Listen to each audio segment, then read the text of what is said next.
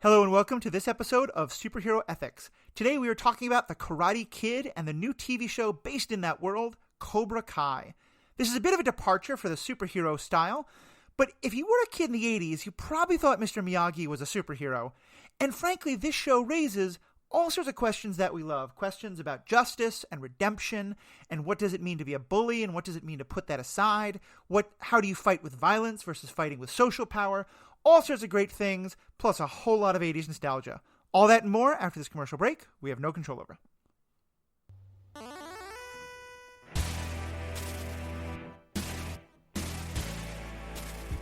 Welcome back. I'm Matthew Westfox. I'm your host. I'm joined today by a frequent guest these days, Paul Hoppy. Paul, how are we doing today? I'm good. I'm excited to talk about this show, which I think I kind of talked you into watching. Yep. It resonated with me, particularly as a martial artist. And I think you probably maybe appreciated my recommendation more during the first season than the second season. That is true. I will say I recommended it before finishing the second season, or I might have warned you. But it's not like in Dexter territory by any means, I don't think. No, I'm still very glad you recommended it, both because I did find most of the show enjoyable, and I think we got a lot to talk about here. And so for those people who aren't quite sure what in the world we're talking about, let me fill you in a bit. If you haven't seen the Karate Kid movies, or at least certainly the first one, Karate Kid, it's a very 80s movie, but a great movie. It's a movie that I think really, in some ways, was one of the first things to really introduce martial arts culture to the generation that hadn't grown up watching, the kung fu movies and stuff like that. So it was my introduction, and I think a lot of that of my generation. And it's a very fun little movie, and it had a couple of sequels, and it's become, I guess, a little bit of a cult classic. To the point where what they decided to do was to take a TV show based on the villain.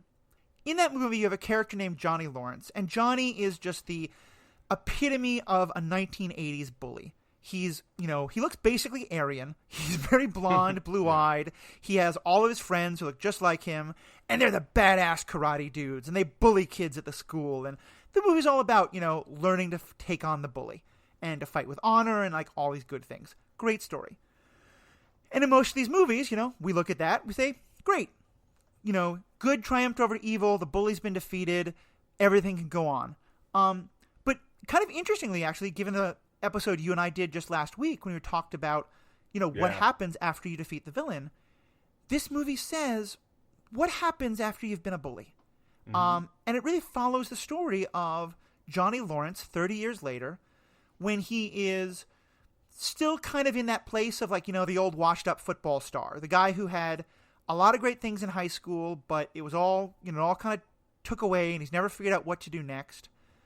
But also diving into a lot more showing the humanity of the character and showing how he was in very abusive situations with his own sensei and how did that contribute to it. And the story is about him trying to put together his own dojo, bringing back Cobra Kai, wrestling with the lessons of the past, wrestling with all these issues of can he be a better person?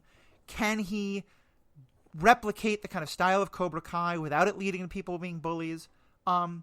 And it's just a very interesting show with a lot of moral grayness, a lot of kind of a very Breaking Bad sort of style of, there isn't any one true good or true bad. The second season, they kind of move away from that somewhat. But the first season especially, I think it raises really great questions of redemption and forgiveness and what does it mean when we look at a person and just see a bully to actually then go beyond that and say, well, who is this person? So yeah, that's kind of my rough summary. But Paul, what made you really like this show and made you want us to think this was a good thing for us to talk about? Right. Well, so first, I think there's an important distinction to be made that I think Johnny is a rival, not a villain. I mean, he does villainous things, right? Mm-hmm. But to me, the villain in the story is Kreese, this adult who's putting horrible ideas in kids' heads and bullying them himself. Do you mean in the original movie? You think in the original Johnny movie wasn't a villain? Okay. Yeah, I can see the other viewpoint, right? And I think you know what? I haven't actually rewatched the movie recently, but there are a lot of clips from it, and I've read some. I actually watched a interview with William Zabka, who portrays Johnny Lawrence in both The Karate Kid and Cobra Kai, and he actually had a very different take on where Johnny was after the tournament, like in his like headcanon or whatever as an actor. Interesting.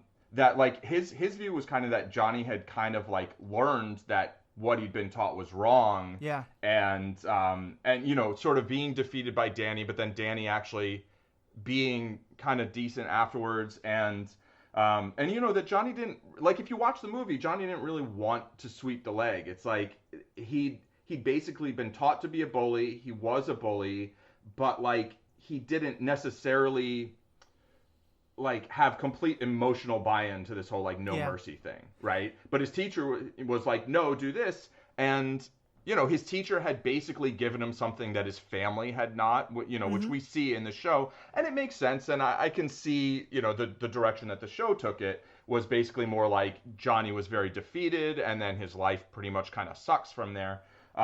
Yeah. But yeah, I think sort of that difference between kind of, you know, a rival and a villain, to me, that has something to do sort of kind of the level of responsibility of that character. Well, but, and I think so much of it also has to do with point of view. And yes. granted, I only saw Karate Kid when I was young, and so I think I remembered it as Johnny was the villain and his sensei was also the villain. Right. And I think, you know, what this show points out, because you're right, it does use clips from the movie, that I think for most of the movie, Johnny is portrayed as the villain because in large part that's how Danny sees him. Because he is the person who is harassing and bullying Danny. And so, you know, at 16, it's hard to be like, oh, this guy's punching my head into a locker. But really, he has a troubled home, too. Right. Yeah. From Johnny's perspective, I mean, sorry, from I almost called him Ralph. From Danny's perspective, Johnny is very much the villain. And I think one thing that happens in the movie is exactly what you're talking about, that the audience, at the same time as Danny, both come to realize that Johnny is an antagonist and a rival and a pretty terrible person right now, but it's because he's been raised basically with his sensei as a father figure, teaching him in these kind of terrible ways.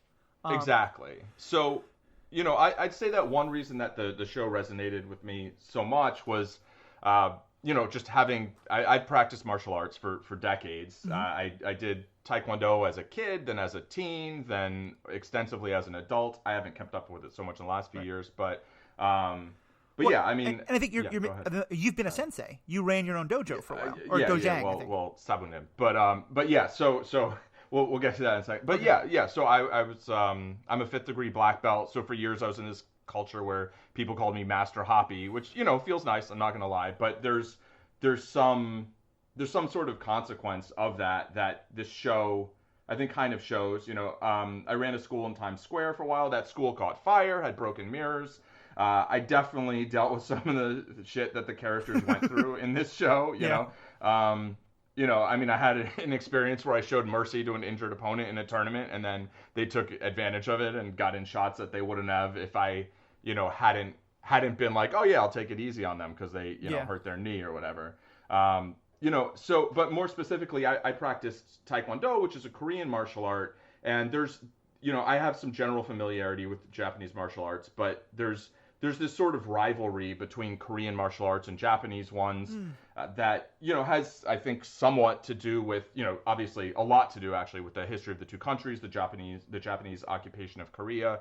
I thought it was interesting that, like in the Karate Kid, you know, you mentioned this, like karate, I believe, was the dominant martial art in the U.S., either just before or just after, whether it was kind of riding that wave and accelerating it. Oh, yeah. Or whether, right? You know, I mean, Bruce Lee had brought Kung Fu to the kind of popular attention, right? But then the Karate Kid really kind of blew up karate, I think. But when I started Taekwondo, they were actually calling it Korean karate just to kind of make marketing easier. Yeah. But by the turn of the century, there were, you know, millions of Taekwondo practitioners across the globe, and karate had kind of waned in popularity, or in terms of the consciousness of at least like kids, right? Where, you know, people say, like in this show, actually, they say like, what was that, Taekwondo? And he's like, it was karate. And that kind of, I think, there's a lot of things like this in the show where they sort of lampshade something, you know, like name it, but then don't really deal with it going forward so much. Yeah. Yeah, no, and this way, I think your perspective, I'm not a martial artist by any means. I've always had a very different perspective on it. Kind of as like the pacifist person that I've been until pretty recently. I was always kind of very opposed to the idea of studying violence in any way. Right. And I think that's one of the interesting topics that the show brings up and that we'll get into. But I think you having been, and I apologize, I don't know the terms. No, that's fine.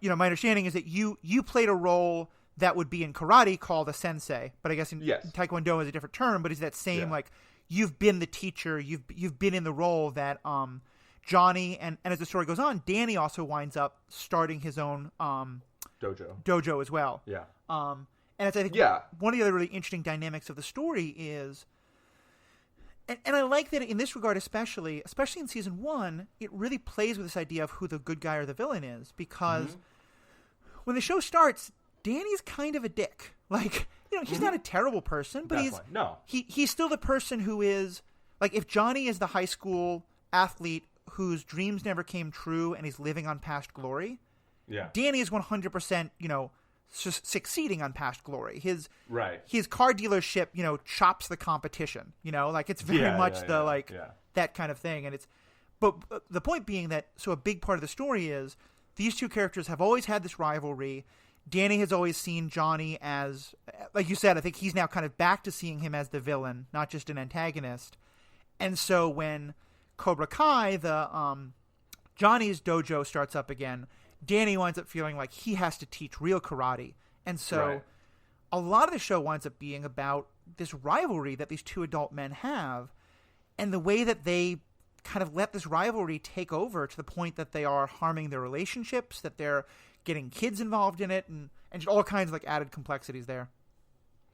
Yeah, I really like the, you know, shades of gray kind of approach to the characters. I mean, I know I've at times talked about kind of wanting to see more stuff where it's like there's a hero, there's a villain, and, you know, the stakes are clear, and I still, you know, feel that way, where I'd like to see kind of more stuff where that's true and clear, right? Yeah. But it was never like, oh, I only want to see that. It's just like everything has kind of gone so much in the direction of, like, Breaking Bad to an extent, or had for a while. I'm not sure if it's as true anymore, but but, you know, here it felt like, especially in season 1 and definitely in parts of season 2, there's this real sense of, like, well, who is, you know, Johnny is the protagonist, right? Very much so. He's the protagonist, whether he's a hero, an anti-hero. I kind of think maybe he's like an anti-villain, where, you know, if like we have those kind of four, you know, he's definitely not a villain, right? And it's like whether he's an anti-hero or an anti-villain, he's also definitely not a clear hero, right? And then Danny, it's like Danny's not an anti-hero. Maybe he's an anti-villain. I don't know. I guess. I mean, these things I think this is a show where there's very clearly, it's not about heroes and villains. Yes. And I feel like that's the whole point of the show is that heroes and villains are narratives we tell ourselves. And that a lot of it is about, when you tell yourself that narrative, how does that skew everything you see? You know? And that I think Johnny is someone who saw himself as the hero, and then, you know, he had this real break at the end of the movie and has clearly been spending 30 years wanting to think he's the hero, but dealing with the fact that no one in the world believes that. Right. No one else sees that anymore. Danny's had the exact opposite. Danny's had 30 years of, you know, he walks into a room and everyone's like, hey, there's the champ, you know? Yeah. He thinks he's the hero, so much so that when the person who, and it's interesting, I think more than anything, Danny has kind of forgotten what he learned at the end of the Karate Kid movie. Oh, completely. I was going to say, I feel like one thing that the show really explores well is that it's not just that Danny has to see Johnny as the villain. It's that Danny has to see Johnny as the villain so that he can see himself as the hero. And that's, I think, one of the most interesting things about the show is this idea of when, and I think it happens with people, I think it happens with groups, I think it happens with nations. Like, if your goodness is defined by someone else's badness, then you don't want that person to be redeemed. You don't want to see that person's redemption. You want them to stay. And with some really good storytelling and with some, like, oh, they miscommunicated, like, tropish nonsense, there's good and bad writing in the show. Yes. But a constant theme is Danny is starting to see Johnny redeem himself, but then, like, either because of his own bias or something like that, he doesn't see it and he just sees Johnny as the villain. Yeah, it's like he's got this sort of setting in his head, which is like Danny good, Johnny bad, Right. I'm the hero. And he kind of uses that, seeing himself as the hero and vilifying Johnny as a way to kind of justify a lot of behavior that's not so good. And he kind of holds on to that. And then there's moments where he's like, all right, maybe he's, maybe he's okay, and I'm going to try and whatever. Yeah. And then usually something happens, and then it's just like snaps like right back to like, no, Danny good, Johnny bad. Yeah. And I think the show does, again, when it's not inventing the bad thing for a dumb reason, which it does more in season 2, I think the show does this interesting thing of saying, like, it's not that Danny makes it up. Danny never frames evidence. Right. He never does any of that kind of nonsense. But it's that if Danny sees 3 good things and then one thing that on the surface looks bad, he will always go to the surface thing, not dig deeper, but just ignore all the good stuff. And I think that's a really... And a lot of the show's about both... It's about Danny doing that, but it's mostly about Johnny trying to fight his way through that. Mm-hmm. Yeah, and it's confirmation bias, right? It's like Danny has this preconception, and he sees evidence to the contrary, sees evidence to the contrary, sees evidence to the contrary, and he's maybe rethinking his position, and then he sees some confirming evidence, really even just superficial evidence, and he's like, no, I'm going back to my original, perception of things. And I think we should also, we're talking about Johnny in kind of heroic terms. He does some bad shit. Yeah, he starts out the show as pretty terrible in a lot of ways. Yes. And he stays pretty terrible in some of those ways, to some extent. He starts out as clearly kind of, what I would refer to as kind of like low-key racist and sexist. Like, he makes racist comments, he makes sexist comments, but then, like, the minute he starts seeing the goodness in, like, the person of color he's met, like, he very quickly drops those biases and changes somewhat, which it's hard. It's a real thing. Yeah, I don't want to feel like I'm excusing him at all. I don't think it's excusable, and I think it's an important part of his character throughout. But he does seem. It feels to me very much in that sort of like, it's the racism of someone who's grown up with people making racist comments and never really encountered. Yeah. And he, at least when he experiences real life that challenges his biases in those regard, he drops the biases as well. But they're there. But I think even more so, he does what Cobra Kai is the name of the dojo that his sensei founded, Kreese, who we talked about. Yeah. And the rules of it are, it's basically like, it's about... Strike first, strike hard, no mercy. Thank you. Strike first, strike hard, no mercy. And I think that's the idea of it is you're supposed to be a badass. You're supposed to be the bully. You're supposed to be. There's no winning with honor. It is to win, and it's a pretty shitty mindset that he does really adopt for a long time. Yes. And then later, I think he starts to see the damage it does, and he's remembering the damage it did to him. And a lot of the show is about him trying to wrestle with, can you hold on to parts of that, and adjust it, or is all of it broken? He kind of tries to headcanon it a little bit, I think. Yeah. Or to say, can parts of this be saved and salvageable? And in some ways, I think that's one of the most interesting parts of the story. Yeah, or like reinterpret it, basically. Like, can I take these words and have them mean something a little different and, have it... But yeah, and by the end of season 2, he's sort of like, no mercy except sometimes, maybe, Well, and so let me ask you this, I'm sort of asking you to think about other people, because I know that you're the most independently spirited person I've ever met, so I don't think anyone really affects you in those regards. But a lot of what this show seems to be about is the idea that when you're a teenager, like 14 to 18, but especially in like a lot of the people in this movie are like 15, 16, that a sensei and a martial arts program can really have a foundational effect on who you are.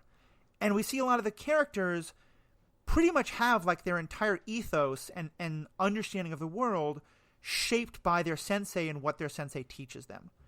And now, granted, most of the characters are ones who they start out without a strong ethos, or they feel like the ethos they have is not working for them.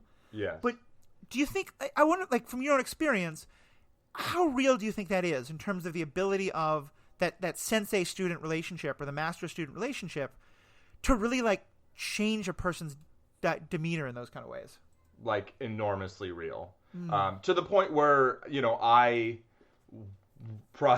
most independent spirited person that you say, felt some degree of that myself, Okay. And almost like to the exclusion of having felt that like anywhere else. There is a sort of mentality and culture of like, because when you're training, all right, so it comes down a little bit to just like some sort of basic ideas about learning, right? Where like when you're learning, questioning things can be good, right? You want to have questions and you want to sort of dig deeper, right? But there is this sort of martial arts mentality, and Miyagi does this too, like really a lot, right? Of this like, don't ask questions, just do exactly what I say and it'll all make sense to you later. Right. And when the teacher really deeply has the student's best interests at heart, then that can be actually very effective. Right, I would say. Because it's like, basically, look, just do these things. It's kind of like a parent being like, just brush your teeth in the morning, brush your teeth at night, trust me. Like, because a kid doesn't really know, like, you know, about cavities and all this, right? Why do I have to eat these vegetables? The fried stuff tastes better. Right, exactly. Vegetables are delicious, by the way. But you can fry vegetables, too. Anyway, but yeah, exactly. And the point being, like, a white belt just isn't going to really understand why certain things are going to lead to being an effective martial artist, right? To actually learning effectively either how to defend yourself or how to get everything out of martial arts that we try to get out of it or we try to provide with it, which is a lot more than self-defense, right? A lot of it is to help build self-esteem, build self-confidence. Some of this can be physical confidence from just physically feeling better, endorphins, like, getting in better shape. But some of it can also just be from learning a skill and being like, I have accomplished something, right? And there's this whole belt system, which they really jack up in the show and in the movie, but whatever. But, there's this like sort of getting some esteem out of it. And I think there's a lot of value to that. And the show actually effectively portrays some of that value, right? And I love that. But then it also portrays some of the risks of that, especially if you have a character maybe like Eli, right, aka Hawk, who comes into it without a strong sense of self, without like any esteem. And so he builds all of his esteem through Cobra Kai. And then when someone's like, oh, Cobra Kai's bad, or they're teaching you bad things, or like maybe this aspect of it's bad, it's like he's internalized that so much, he's built so much of his sense around that. And people do that in the real world. Now, not always people who already who don't have this strong sense of self, but I definitely see that for better and for worse, basically. And I think especially with the character of Eli Hawk, one of the essential things here is that he's a kid who has it's not a cleft lip, but it's a scar from a surgery for a cleft lip. So he has and teenagers being terrible, he's getting teased mercilessly about this. And karate is what the Cobra Kai dojo specifically is where he learns to overcome that, because he basically like and it's in this very sort of tough love Cobra Kai mentality, which I think is very debatable, where basically Johnny starts out really bullying the kid about it, but also kind of saying like, change the story, don't let this happen. And the kid runs out in tears, and in that moment you're like, Johnny, you're an asshole, what did you just do? And then 2 days later, the kid comes back with a mohawk and has like really like, if they're going to look at my face, they're going to look at my face and they're going to see that I'm claiming it. And I'm still like, I don't think what Johnny did was the right way to do it, but it worked. Exactly. And like, I know I have done similar things with my own disability in terms of my prosthetic leg and finding other ways to claim the story. But yeah, then this is a story for a lot of the kids, but I think Eli Hawk, he names himself Hawk now. And he becomes, I think, the best example of it. But someone, I think Danny is this too. It's the story of, if you've been a bully and so you think of yourself as a victim, and now you get the power to fight back. It is very difficult to get enough power to fight back and then stop. And I think what Eli Hawk definitely does is he starts to now see, as you said, like anyone who critiques Cobra Kai is, challenging his sense of. He sees all of those as threats to him. All of those are attacks to him, but he becomes the biggest bully in the school because of it. Yes. Exactly. And I mean, that happens like in with nations and wars, right? Oh, yeah. Like all the time, and in different cultures, and someone has a lot of power, and then someone doesn't have any power, and then the people without power somehow get in a situation where then they have power, and then either they don't abuse that, or they do, and it's a powerful difference. And maybe that's one of the reasons that people who have been the oppressor, groups that have been the oppressor for so long, have some not entirely irrational fear of not being the oppressor, right? Because it's like, if you've been bullying someone or a group of people for so long, then it's like, well, what happens if I'm not the bully? Like, I just have to trust them to not be who I was. And I'm not saying that, by no means am I saying that they're correct to not not want equality, or not want a more level playing field. But I think that the fear isn't entirely ungrounded. It's just something.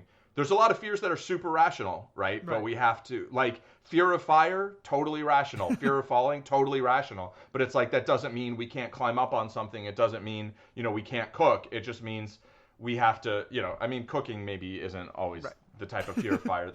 This is a long metaphorical trait. All right, hold on. It's coming back to the station. Okay.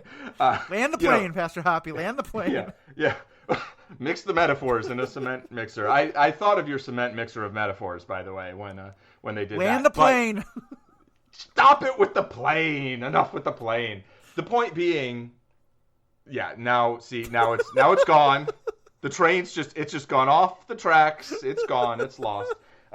Here we are. The point being, like, courage isn't an absence of fear, right? It's overcoming fear. Yeah. And I think like, Hawk basically is like, no, this is who I am now. I'm owning my story. Like, I'm flipping the script. And Johnny's like, yeah, and he basically is like, you're Hawk now. Yeah. And I thought that was awesome. The way that they got to that point was Johnny being an asshole, and really, I don't think taking the best tack, right?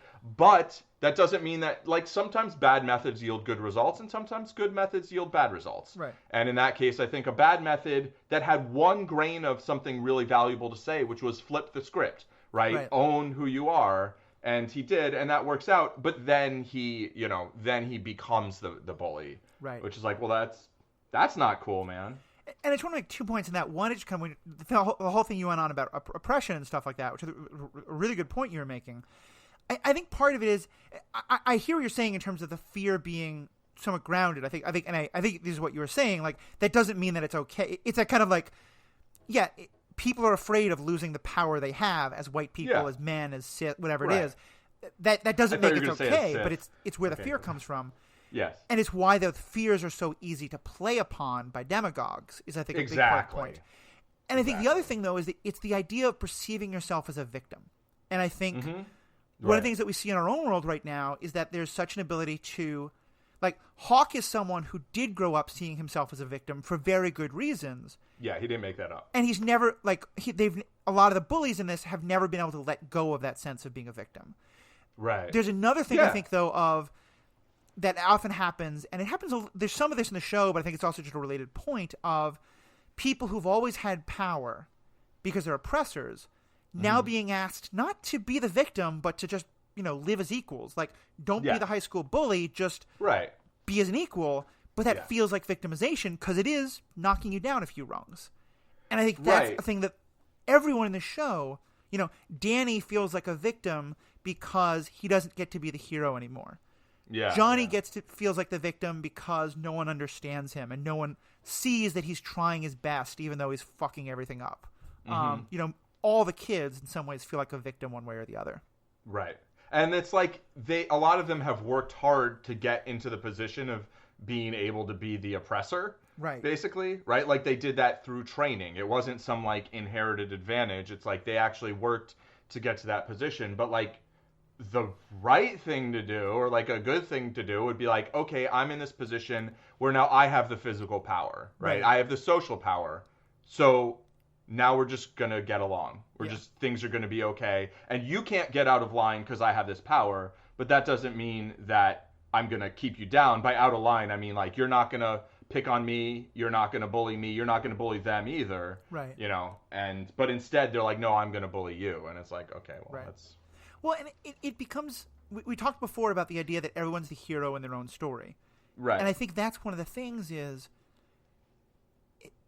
It's very hard to be self-reflective enough that you can see the moment between I'm just protecting the good people from the bad people, and that whole idea is nonsense anyway, to I am being a bully, you know? Yes. And I think it's one of the best things about the show is the way it shows that, like, so many people in this school, like, so many of the characters become bullies without realizing it.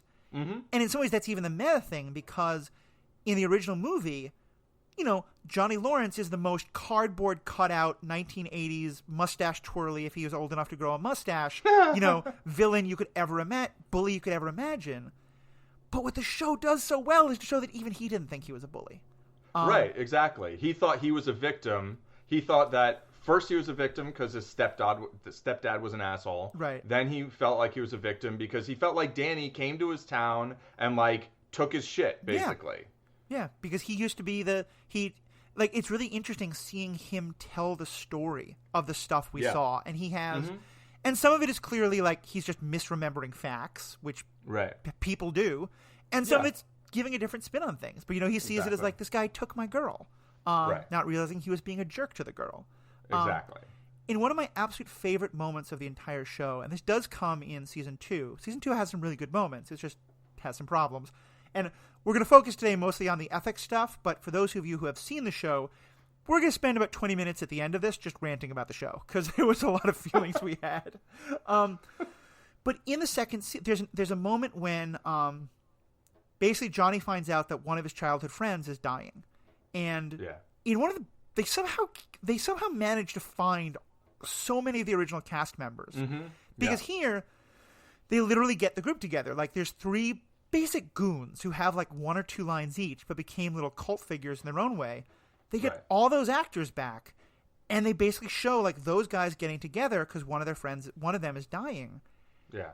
And you see them remembering, and in their memories, like, they weren't bullies. They were this group of friends who got to wear badass motorcycle jackets and score with girls. And I mean, I'm obviously there's a misogynistic aspect to it that they don't see there. Yeah. And I think one of the most interesting parts of that scene is that all of them are able to fondly remember those times while also saying, yeah, we were kind of shitty people because of Kreese. Right.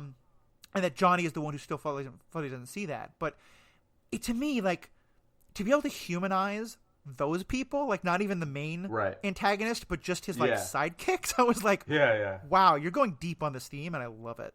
Yeah. Yeah, that was definitely one of my... favorite parts of season 2 was that aspect, kind of seeing all those characters be characters as opposed to being like cardboard cutouts. I will say that twirling, I feel, do you see like blonde mustache twirlers? I think you need like a darker mustache. Yeah, I mean the blonde hair, it's often wispy and like you don't really get that thick full mustache unless it's like a kind of Thor, I think, has kind of a blondish, you know, dirty blonde thing that happen, but you can't do it with the Aryan. I would like to see a mustache twirling Thor. Yeah, I think that would be, you know, playing opposite Matt Damon's Loki. Yeah, exactly. I'll say just what this isn't really an ethical thing at all, but just there's a lot of Easter eggs in this. There's a lot of callbacks to the original show, some of which really feel earned, some of which feel a little bit silly. They use some of the original music in appropriate moments, but one of the gang, like I hadn't even realized this, but because I was not really one of those who like was a huge Karate Kid fan, but clearly are. One of the actors of that gang, like the only thing his character said that was memorable, but it's become very memorable, is "put him in a body bag." Like that's the line the character had. And when I Googled the actor, like it said, like this is the actor who's famous because he said "put him in a body bag." Do people like walk up to him on the street and like say put him in a body bag? I think that happened. Well, the character, the actor himself has passed away, and he was he was the one who was sick, and I think he played that one who was sick in part because the actor himself was sick. Yeah. But the last shot is them zipping up the body bag. Oh wow. On the character being dead, and I was like, that has to be an intentional callback. And it's sure. dark as hell, but so good. Such a fucking dark Easter egg, like sad, like holy shit. Mm-hmm. Yeah. Wow. He like looked like legit sick. Yeah. Like to me, I mean, he passed away in 2019, so I think he probably was quite sick when it was shot. Yeah. Which is kind of a sad but beautiful thing if they could make that work. Yeah, for sure. But yeah, so let's talk about some of the other things that it brings up. And let's just talk about this idea of the violence and fighting back physically, because I think here you and I have very different opinions, and my opinion has shifted a lot more towards yours. But in a lot of ways, this show, I think one reading of this show on the surface level could be exactly what I always feared for a long time. And I've talked about this before. My fears were very Star Wars influenced. It's this idea of, once you start to hate your enemy, once you start to give in to your anger against oppression, your hate against oppression, and to use violence against them, that you become them. That fighting the bully makes you the bully. I've since then obviously really adjusted in that and understood that that's a really good way to keep people oppressed by telling them they can never fight back against oppression. Yeah. But I still do think that there's always a danger there of that I think it is very real that you can become the bully. What's your and that for me it always physical violence always seemed to me like throwing a punch was by far the worst. I've changed a lot on that, but it's clearly an issue the show really wrestles with. What's your take on its approach to this idea of what does it mean to fight back for justice and the role that physical violence plays in that?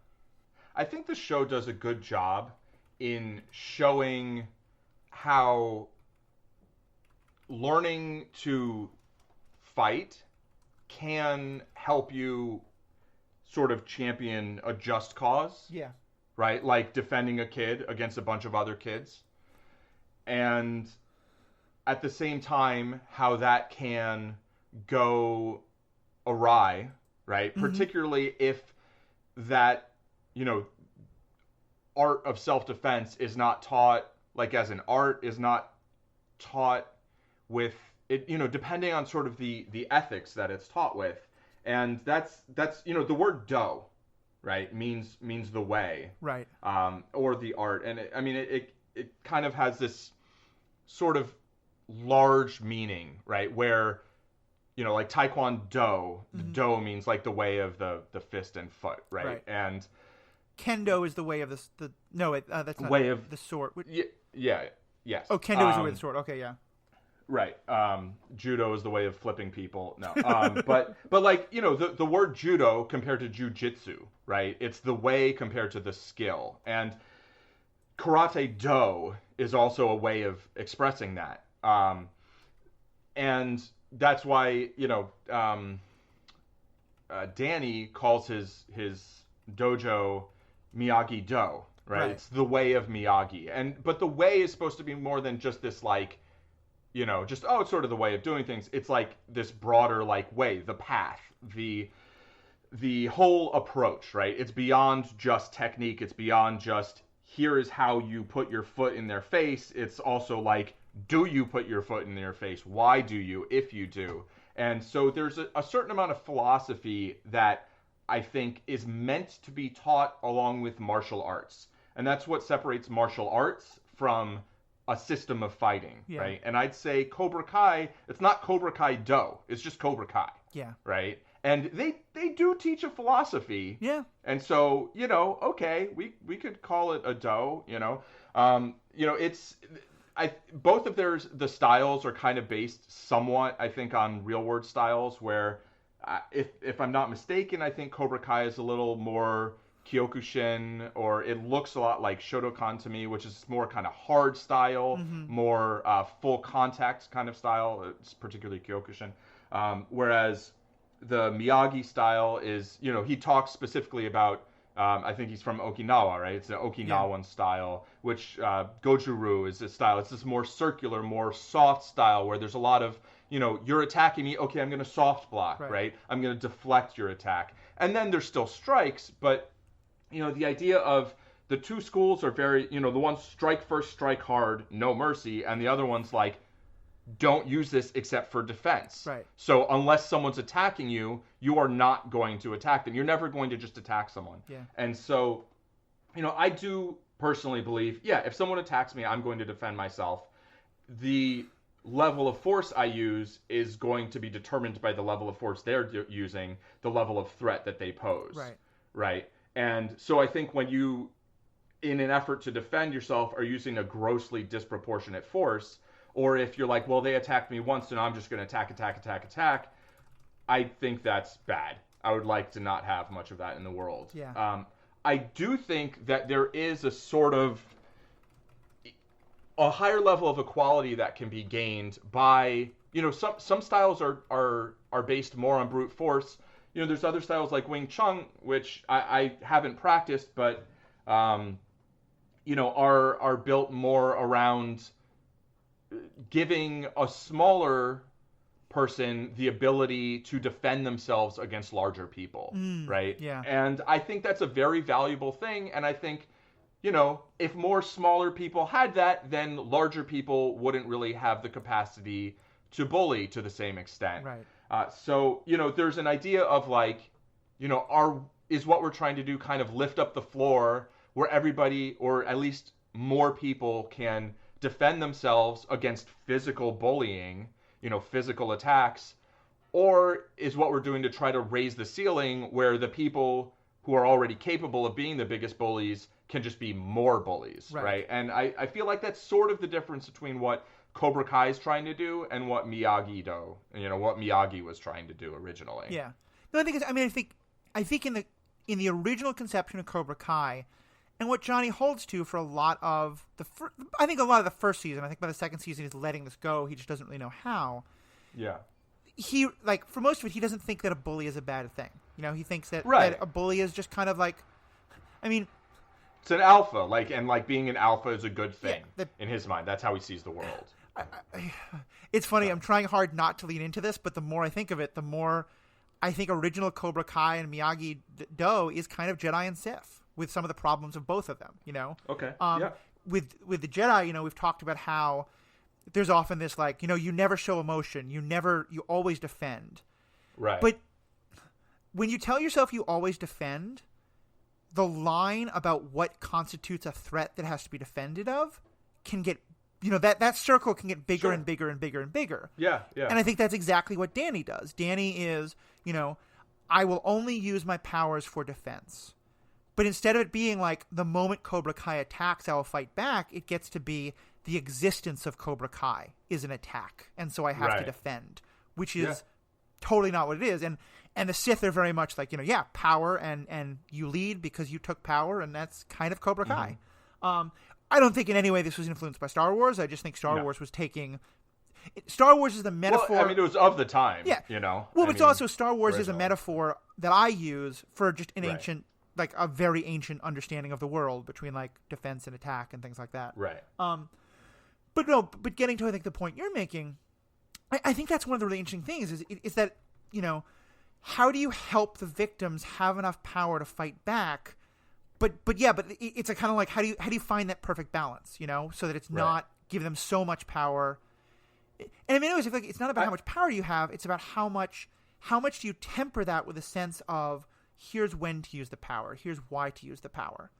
Because I think clearly Johnny does not do enough of that, especially early on, to the point where, and just to summarize the plot a little more, for those who haven't seen it and want to understand what we're talking about, one of the things that happens is that season 1 ends with a tournament, and in the tournament, his students wind up fighting somewhat dirty.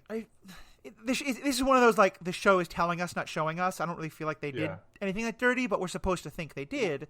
Wait, what? In season 1? Yeah, at the end of the tournament. He literally hit him in the back. Oh, yeah, no, that... While they weren't even fighting. I more meant Miguel, but yes, no, Hawk. Hawk definitely does that. You're right there. Yeah, hitting him in his injured shoulder, It seems kind of like good strategy to me. I don't know. I mean, the whole tournament, the way the tournament's set up, like usually these kind of karate tournaments are, it's like first to 3 points and they're non-contact Right. in theory. I've never fought in one that was non-contact. Like it was, nominally non-contact, but you actually don't get a point if you hit them too hard. Right. I might have gotten a warning for that. Yeah. But yeah, clearly the tournament, like they don't have them wearing headgear because they want you to see their faces. I mean, there's a lot in this tournament that doesn't. But yeah, although in that type of tournament, you're generally not supposed to wear headgear, but you're also not supposed to strike the face. You like throw things and show control. So I feel like the show kind of dropped it a little bit in terms of like they didn't really like get into. Yeah. I don't know, the sort of authentic, like what's really going on in a tournament like this. It feels like Miguel didn't really do anything that was clearly outside the bounds of the rules. Yeah.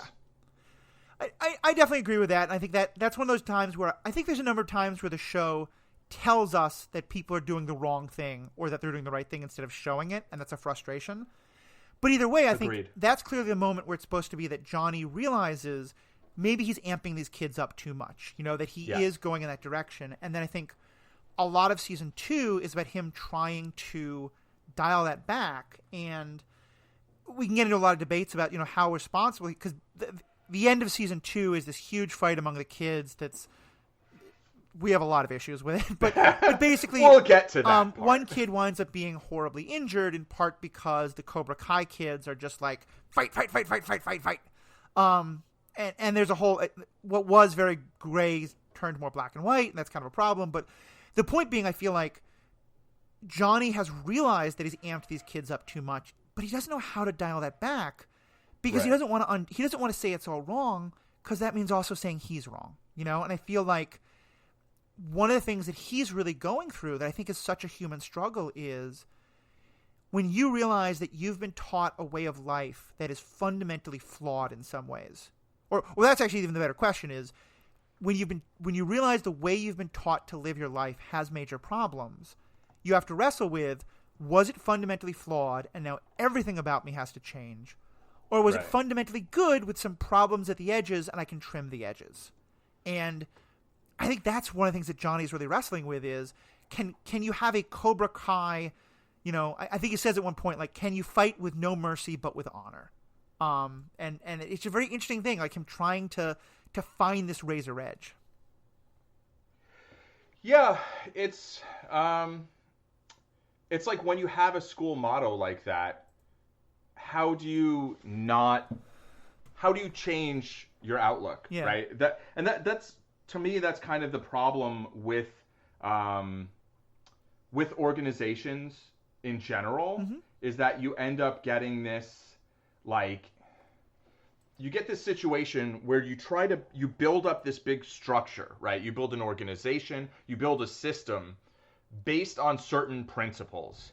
And if those principles are too specific, or like if they're misguided or malicious, then if you get to the point where you're like, well, if your understanding of the world changes basically, right, in such a way that you're thinking, maybe this is wrong, maybe I need to do something a little differently. Maybe no mercy is like, maybe that's bad. Maybe strike first, strike hard is good, but like with the caveat, like only if a fight is clear, like maybe that's bad too.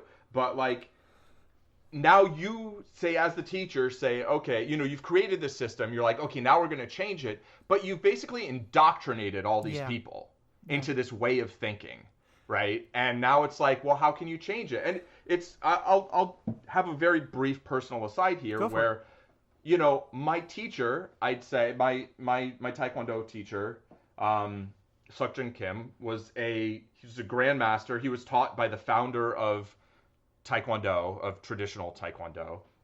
And he had this very, very kind of Cobra Kai-ish way of kind of looking at fighting anyway, right? That's not to say that his entire worldview was that way, but, the way he taught was some of this kind of, sort of bullying, like, just hard, right? And like, and he says do this, you say yes sir, you do it as hard as you can, and at the end of the day, at the end of the week, at the end of the year, like, you're better at doing martial arts because of it. Right.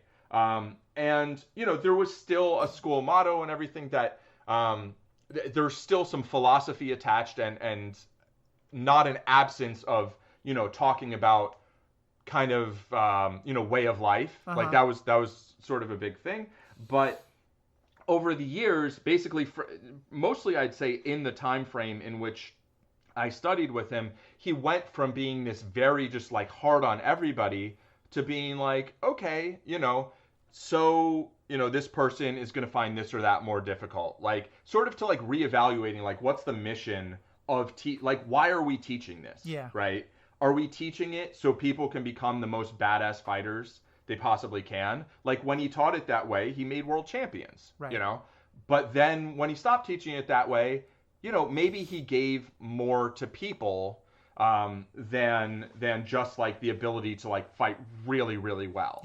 And that's sort of an evolution that an individual can go through, and it can be hard for the students to kind of be like, oh, but we were kind of over here, and then some people are like, well, back in my day, and by some people I mean probably myself a little bit, but like, we used to have to do 2 boards with a front turning kick for our red belt, and I might have broken my foot, but whatever. Then I just kicked with the other foot, like tape it up and get back in there, And you see that all the time, like I had to work 36-hour shifts as an intern to be a doctor. Like, why don't you?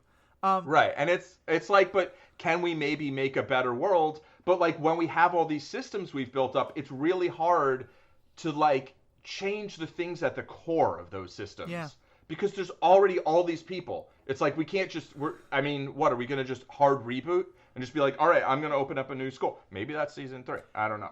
But like, I think part of what you're really also getting at is the danger of having a very nuanced, complicated idea that also can be reduced to bullet points. Because I think this is like a big problem in our world in general, is like, especially in the day of Twitter and all this, where nuance is much harder to find. We're much more, we're much more big. We put much more attention into, the headline and the tweet and whatever it can be. The bullet point, like, no mercy, whatever it is. And I feel like, for me, as someone who comes from organized religion, I feel like I see this all the time, both because I'm within that world, but also one of my degrees is in sociology of religion. And one thing that gets taught all the time is that again and again and again through history, these figures would come up, and I know it most in Christianity and in Judaism, but it happens in almost every religion, I'll say almost, where a person comes along with like these very complex, nuanced thoughts, and then within 2 or 3 generations, those thoughts have been reduced to the bullet points that often are the exact opposite. And I think one of the most interesting parts of the show is, what is the responsibility of teaching people? Especially because, and I say this as someone for whom this was very true myself at that time, if there is any group that is least likely to look past the bullet points and find the nuance, it's teenagers who feel like victims. Or really any kind of teenagers in general, And there's a part of me that wonders, like, what's the responsibility of teaching kids these like bullet point values that can be read in really destructive ways, and then trusting though that that you're gonna get them to the nuance. And I think that's part of the thing, is that Johnny at first doesn't know the nuance either, and he's kind of trying to learn with them. And so my favorite parts of the it's a real problem. And so my favorite parts of the show are when they're teaching him in some ways.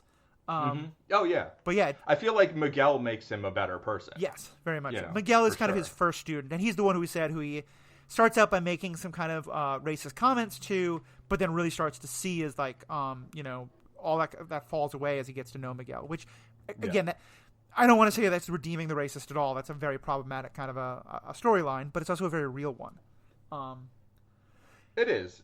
I mean, like, there are a lot of people who have very bigoted worldviews, but when it comes to an individual person, once they get to know that person, they're not going to maintain those views specific to that person, yet somehow they can still maintain them worldwide. I mean, like, my uncle was like that, and that's a different episode. But I appreciate that this show manages to take a person like that and have that be an aspect of their character, to have them not just be a horrible, like, straight up villain the whole time, but to have that sort of still be an issue that, like, I don't know, maybe by the end of the show, the character does grow from point A to point B. And I think there's one clear way in which he does grow. And I think around these issues, because I think you're right. There are definitely people who do the, oh, well, you know, most people are like,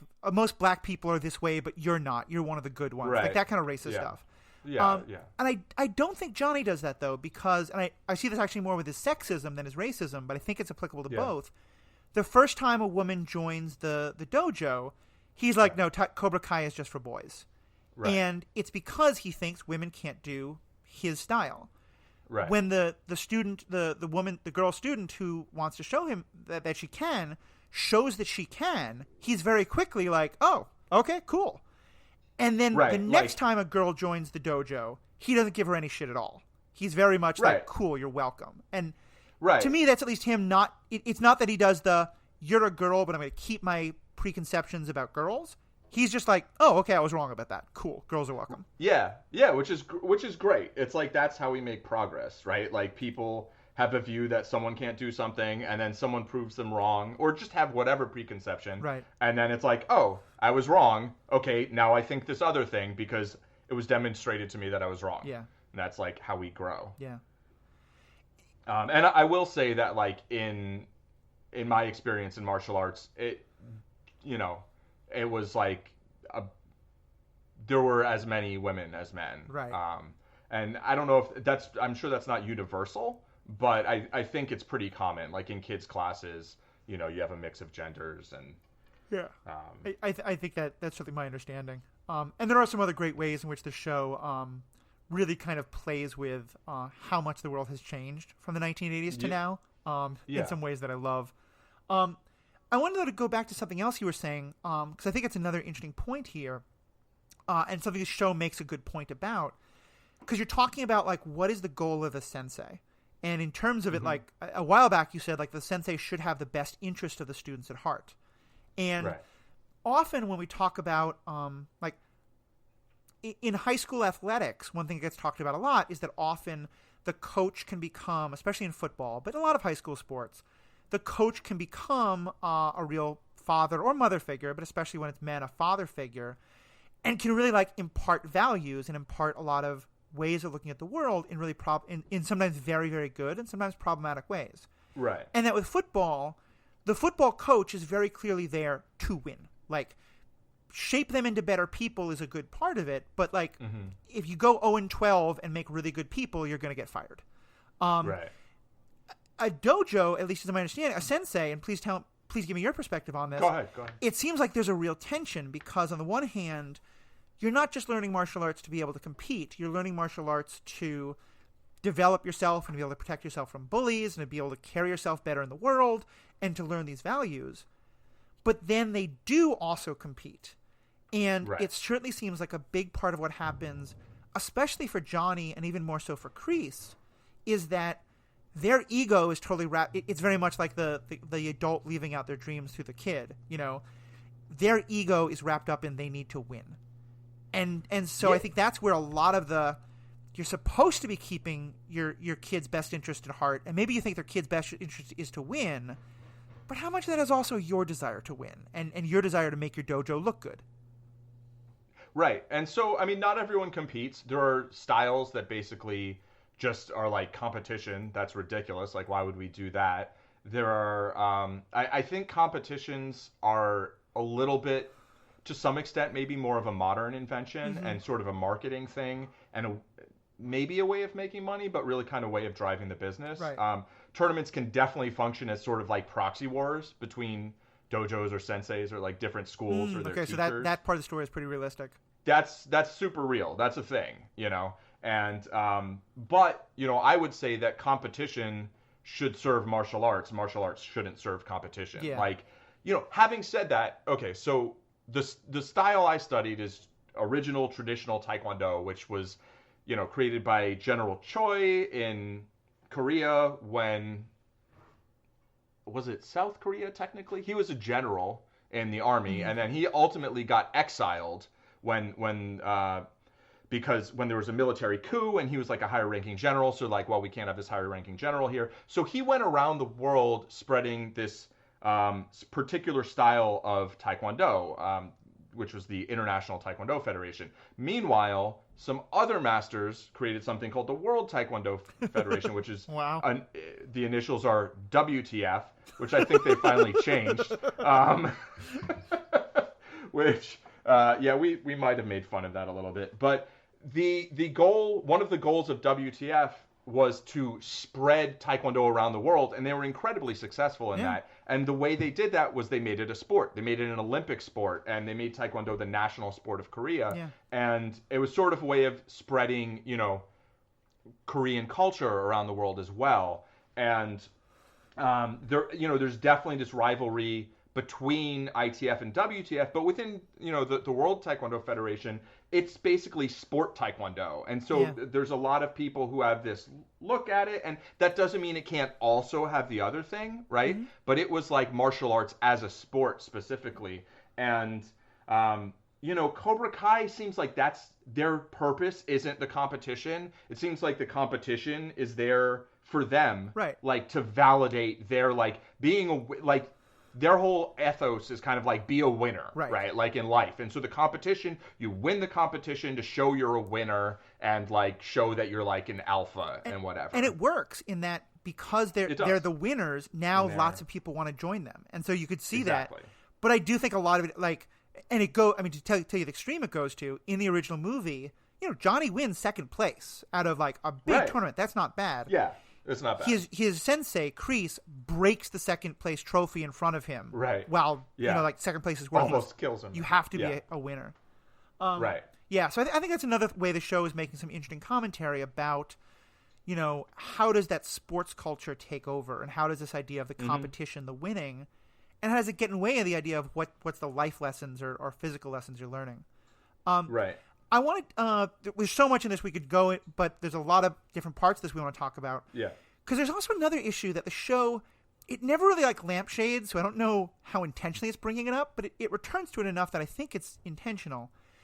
And it's the difference between physical violence versus social and emotional and verbal violence. And what I mean by that is growing up, like I said, I always had a sense of sticks and stones may break my bones, words can never hurt me. You can say as many terrible things to me as you want, that never justifies me throwing a punch. Today, I think we have a much more nuanced understanding of the incredible psychological and social and emotional damage that bullying, and here I mean bullying where it's never throwing a punch, it's, cyberbullying and getting all the kids in the lunchroom to call someone names and stuff like that. Like Mean Girls bullying as opposed to like Cobra Kai bullying. Yeah, and I think that I think Mean Girl. I don't think you're doing this. I think that this is in the culture. I think there's a very gendered perception of that, like boys bully with their fists. It's obviously not all. Yeah. But I think one of the things that the show really looks into is physical violence an appropriate response to social bullying. And on some level it's the can you, not that I think a bully is a Nazi, but it's can you punch a Nazi? Right. I'm very much of the idea that standing up and saying some people deserve to die is an act of violence, and so punching that person is the equivalent of the social violence. Now draw that to a much smaller extent to high school and bullying there. There's a scene in which a character who is never throws a punch, a girl named Tiffany. I don't think that's her name. Oh no, it's something like that. I always want to call her Veronica, and I know that's not her name. It's Yasmin. Yasmin, thank you. Yeah. It's something that sounds very much like white. No, I know. Yeah, I know. It is some the movie. Excuse me. The show does some great things with rich white California culture. But so this character, she never throws a punch. She never is physically intimidating in any way. But she's very much a queen of the school, and she has the power to just wreck people. She starts teasing someone and gives them a nickname. Other people use it. She does. When one girl is, there's a rumor about her having been sexual. Yasmin goes deeply into the slut shaming and starts posting Instagram things about her, doing the sexual things, a whole bunch of slut shaming. And I think we're clearly supposed to think, like, this girl is doing far more damage than a punch to the head would do. And then in response, at one point, one of the other characters is physically violent towards her. Now, in a very particular way. Yeah, I mean, she basically gives her a front wedgie in a very painful way that I think we can get into a lot of ways about, like, the specific kind of attack she does that as two guys, I'm not even sure that we're the best to comment on.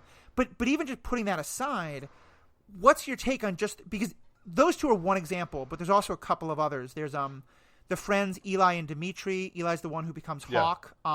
Yeah. Those two were best friends, and Hawk winds up now becoming very much a bully to Eli. And late in the second season, Eli, like, is most effective not by fighting back physically, though he does do that later, but by really kind of ripping into Eli in front of a party and, like, telling everyone these embarrassing secrets from Eli's past and stuff like that.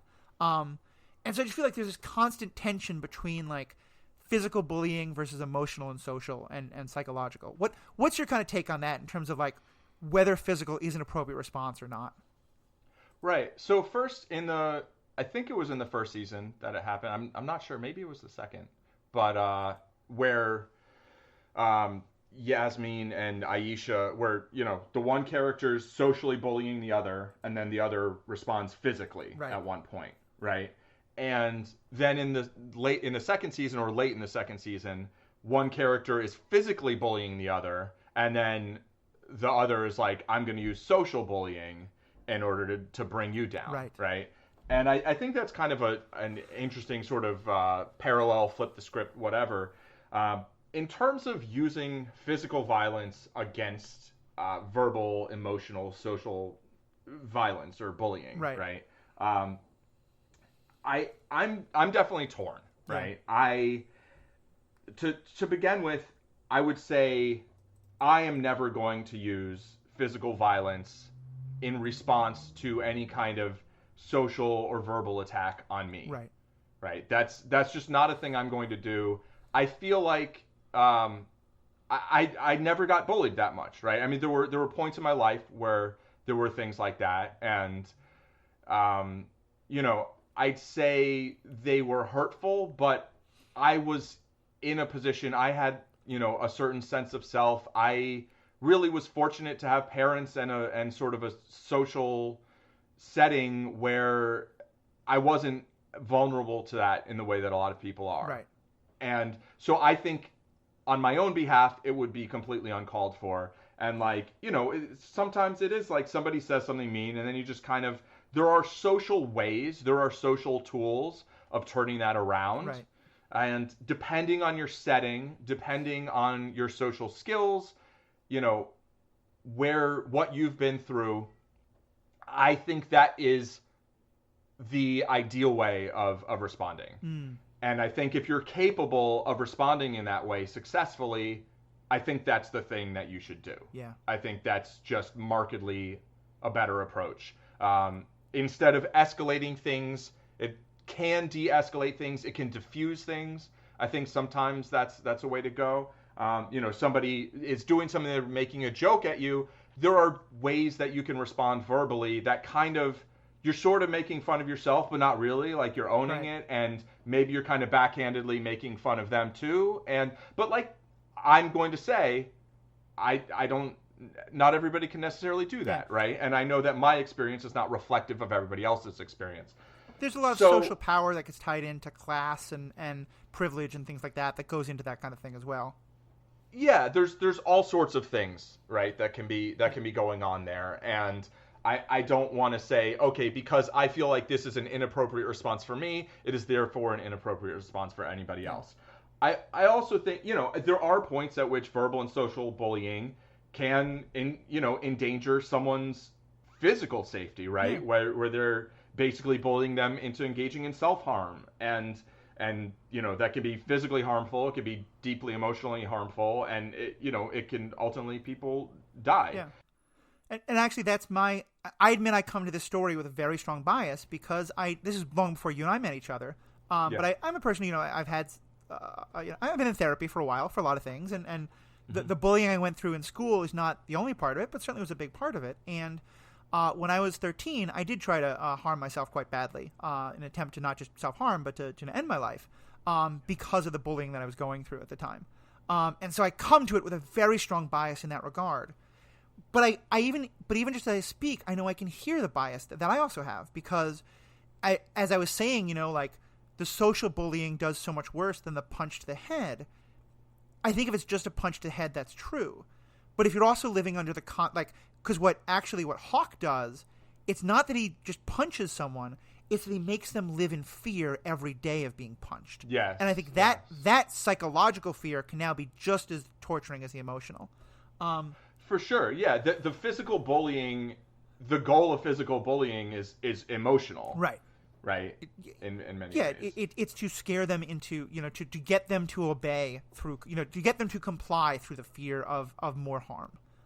Yeah, exactly. And yeah, and sometimes to embarrass and yeah, and also I just want to ahead. just a brief thing, like, a punch to the head can kill someone. Yeah. Like, when it comes to these kind of bullying, physical violence, a lot of the times we see it as kind of comic book violence, but like, it can have really real and long-term consequences. And I think that's probably also a big part of your feelings on it is, I know that the physics of humanity are such that under the absolute perfect conditions, if I threw the absolute perfect punch that just lined up that way, I could kill a person. I'm never going to try and do that.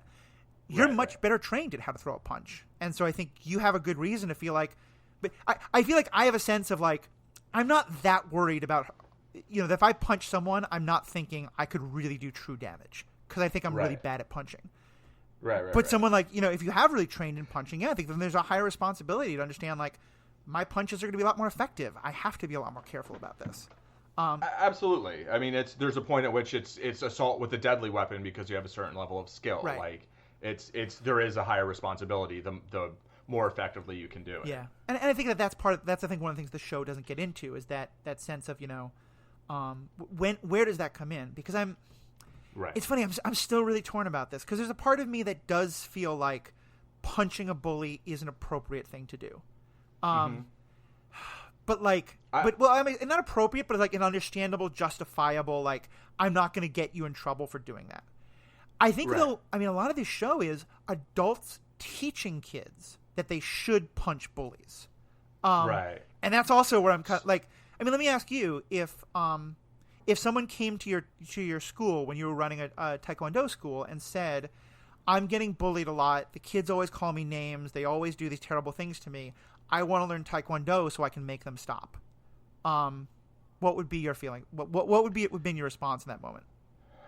I don't know exactly what my response would have been in the moment, but I would try to definitely have conversations with them, and like, plural, because it's not the sort of thing where you're going to teach someone in a minute, right? Like, I would try to explain that,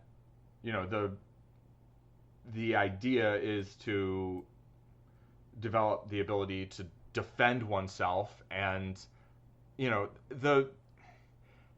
the idea is also to sort of develop some of the esteem, some of the confidence, where the bullying just doesn't happen the same way.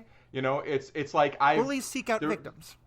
Right, exactly. There was this one time when my mom and I were crossing the street when I was a young adult. We were having lunch, and this guy in this like red sports car like does this ridiculous turn, right? Like, and like basically like almost runs us over.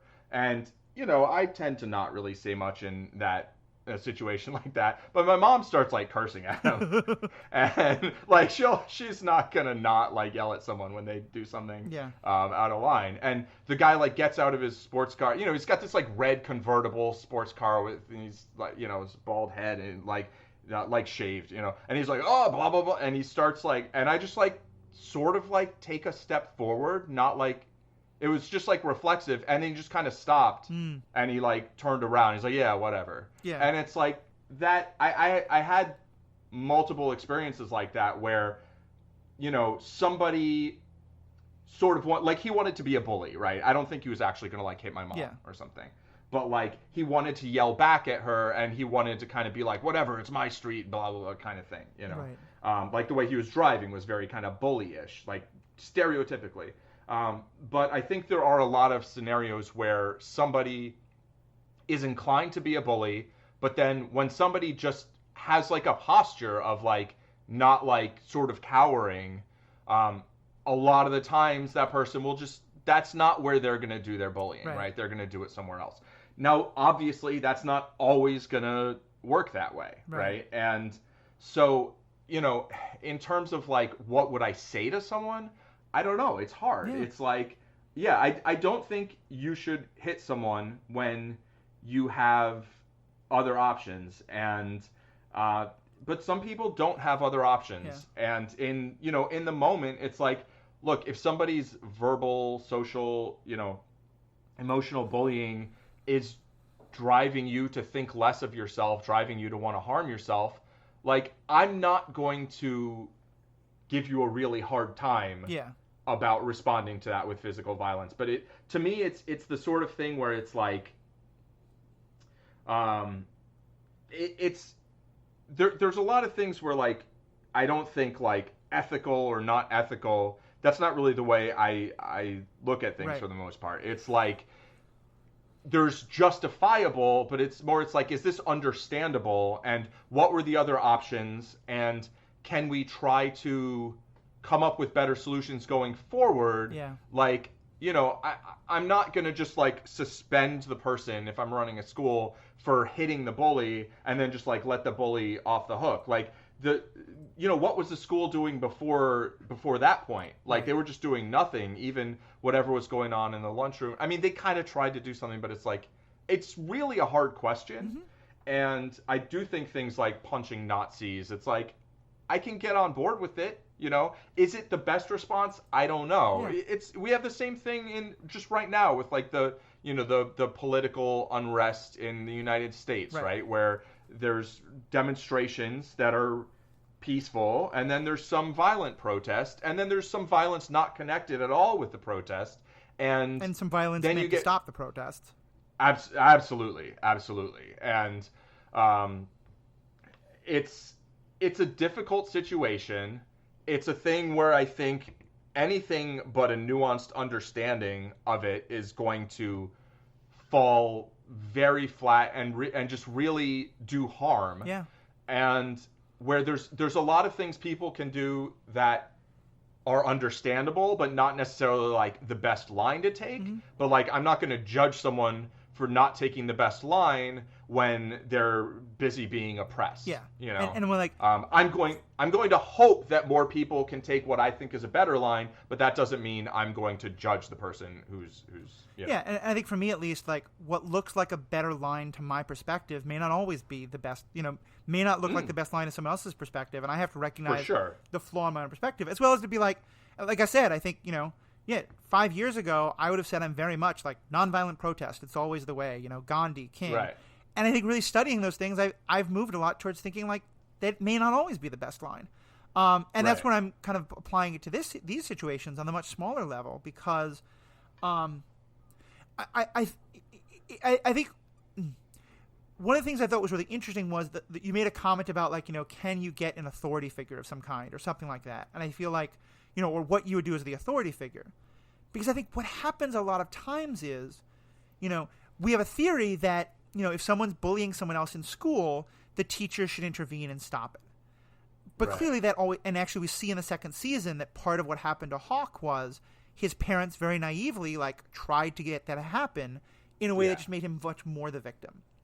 Right, it just exacerbated the situation. And I think that that's often one of the things that happens here is, and this is true, I think, for high schools, and I think for, you know, protesting, you know, racism and police violence, is we can have a sense of, you know, that the people in charge are going to see who the bully is and do the right thing, you know, and that you shouldn't have to fight back. You shouldn't have to, you know, stop traffic and not go to, you know, and cause strikes and stuff like that. Right.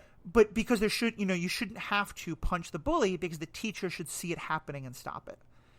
But that a lot of these things come with, so what happens when we're not in the right world? You know, what happens when, that structure isn't there. And I think I really find this helpful because I admit I'm still really unsure. There's a part of me that wants to say, yeah, punch the bully for teasing you. And a part of me that goes, I don't think that.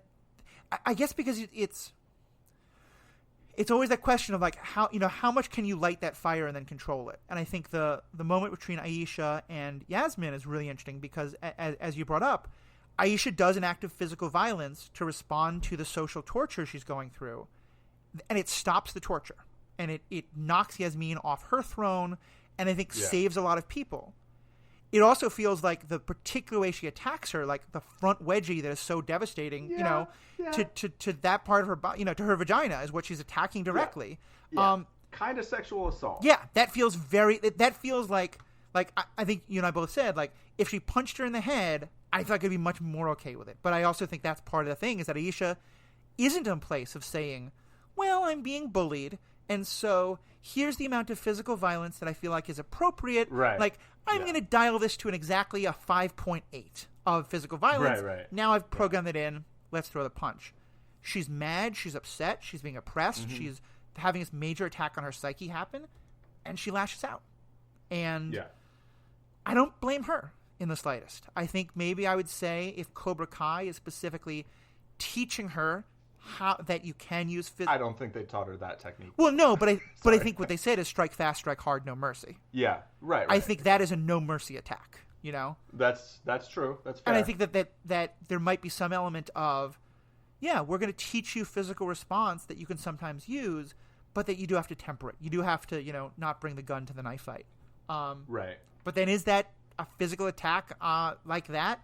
Is that a gun to a knife fight when it's so confusing. That's what I love about the show is I feel like these are a series of questions that I'm going to be wrestling with for a long time. Yeah, exactly. I mean, there aren't easy answers, or we'd have solved them already. Right. Basically, I think and the exact nature of the attack, like I mean, in the moment, it was kind of like, like to me, because it's like she's been bullied through all this time, and then she responds in a way that. I think part of the nature of the attack was designed to be humiliating, right? Not just physically uncomfortable. I don't think you're going to cause that much actual like damage, like compared to like if you punch someone's face, you could break their nose, but it's like just like in general, like don't hit someone in the genitals unless you're like physically in danger. I think that's generally like a good thing to go by, but at the same time it's like I get it. It's not like I think she's a horrible person, it's just like maybe let's give a little thought to this and like was she thinking about that ahead of time? Like had she envisioned like sort of like fantasized like how am I gonna beat this person up basically and just like tell her to shut up at some point. Like I wouldn't be surprised she's punching the bag, she's doing this or that, like somewhere in her mind there's probably a lot of anger about getting bullied, right? And that anger, I mean, we can use anger as fuel to help us train harder, right? But then like is the consequence of that then when we actually are in a situation where we might be inclined to use something. I mean, she's drunk too, and it's like, again, never an excuse for anything, but certainly something that is liable to, I mean, I don't know if she's drunk, but she's been drinking. Right. So it's certainly liable to lead someone to sometimes to kind of the worst end of their own behavior, which is why I think it's even more important to like constantly drill in like and really spend time thinking about like what should this be used for? What am I going to do in certain situations? Because when you've mentally prepared that, then when you're in the moment, when you're maybe mentally compromised to some extent, you're, I think, less likely to do something on the worst end of the spectrum and more likely to behave in a way that you maybe later on would be like, I'm good with what I did there. I think that's a very good way to say it. And that's Johnny, I think, doesn't know about that particular moment, but certainly I feel like that's a big part of what he comes to realize through the course of the show is that he's basically he has given these kids these weapons without training them, without teaching them any restraint. without teaching right, them, without telling them, how to know. Like, yes, you can solve a problem with your fists, but that does not mean to solve every problem with your fists. Right. Which I think is a really interesting thing. There's so much longer we could go on that, but there's a couple other questions that I want us to at least touch on briefly. One of those is this idea of how you make decisions when you don't have all the information. And there's an extent to which the show shows that happening as a thing that characters do because they're flawed people, and I think that's important to talk about. There's also an extent to which the show does that again and again and again because there's bad writing. And because it just feels like such a trope to me of like, you never give the person a chance to explain, you see something from across the room, etc. But putting aside the bad writing side of it, what do you think the show is kind of saying with and this mostly happens, I think, with Danny and Johnny, especially because there's this whole side plot that is really interesting of Johnny has a very strange relationship with his son, and his son, without Danny realizing it, knowing how much his father hates Danny because they're all high school rivalry, especially at the start of the show, goes to basically work and then become a student of and then pseudo-adopted by Danny. So, and there's just so much miscommunication and stuff like that. What's your kind of take on the way the show uses that issue in terms of the character flaw? So I think a lot of the time there are really contrived, kind of lazy writing, I want to say, or not just like, we're going to like manufacture some sort of a conflict because that's the conflict we want. That's the showdown we want. Having said that, I think when your motto is strike first, strike hard, no mercy, but like, especially like strike first, that's kind of like almost the antithesis of like look before you leap. Yeah. Right. And so when it comes to making decisions with imperfect information, which is like literally what I do for a living, playing poker, you're never going to have perfect information, or, I mean, you can, very limited things, but like there's always things you're not going to know, right? You're not going to know every facet of everyone's viewpoint, everything that happened in the world. But what you can do is, especially when you're going to make a decision that's going to have like consequence, you can gather information, right? And that's even like, that's an important part of fighting, is trying to understand what your opponent's trying to do, as opposed to just being like, I'm just going to do this thing and it's going to work because I'm badass. Right. It's like, and the thing that's frustrating is that while Johnny seems to be kind of hardwired to just like go, don't kind of wait for more information. That's like his style. That's what he was taught. Mm-hmm. I feel like Danny was taught something very different. Yeah, but Danny does it more, doesn't he? Yeah, Danny, it's like the number of the times I felt like yelling at the screen, like, have you learned nothing, Daniel-san? Yeah. Daniel-san. It's like you practice the art, but like you don't practice the art. Like he doesn't have any of that in his way of life, of, the balance, of the understanding, like, the work and hobby balance, basically, as his dojo is basically his hobby or his passion, like balancing those things, balancing his relationship with other stuff in his life, like listening, understanding what's going on, and then acting. Right. And it's like, that's an important lesson that you can learn from martial arts, right? I mean, it could be a metaphor in a lot of ways. And, he fails at that like hard, over and over. And some of that is the character, and some of it's the writing. Yeah, and I feel like that's the thing, is I think the show and especially where it happens is a time when Johnny is very clumsily trying to do the right thing, and it looks a lot worse than it actually is, especially if you only see like one moment of it. And so Danny sees one moment of it, goes right back to, he's still a villain, all this kind of stuff. Right. And I think you're right. I think it's not like this show is the only one. I mean, it is a very, very common trope in TV and movies, and it drives me crazy because, like you said, I think it's just lazy writing. But I do think when they use it effectively, it's a very good sign of showing where, Danny is really at fault, because I think it's all about perception, and it's all about, once you write this narrative for yourself of this person is a villain, I am a hero, this is the good way to do it, it's cognitive bias, like you mentioned. Like, you will find the smallest piece of information to justify your story. You'll ignore anything that seems to challenge your story, and you will then not seek out anything that might challenge your story because you found evidence, and so everything's okay. Right, and that's why it's so important to learn about cognitive biases as well. For sure. Which is why poker can be used as a metaphor for life. Yeah. I mean, and that's really what it is, right? It's having a viewpoint, and then you see some stuff that makes you maybe question your viewpoint, but then as soon as something confirms your viewpoint, it's just like snapping back to grid or something. I don't know. I've been doing some Photoshop, but like, yeah, and it's frustrating watching that.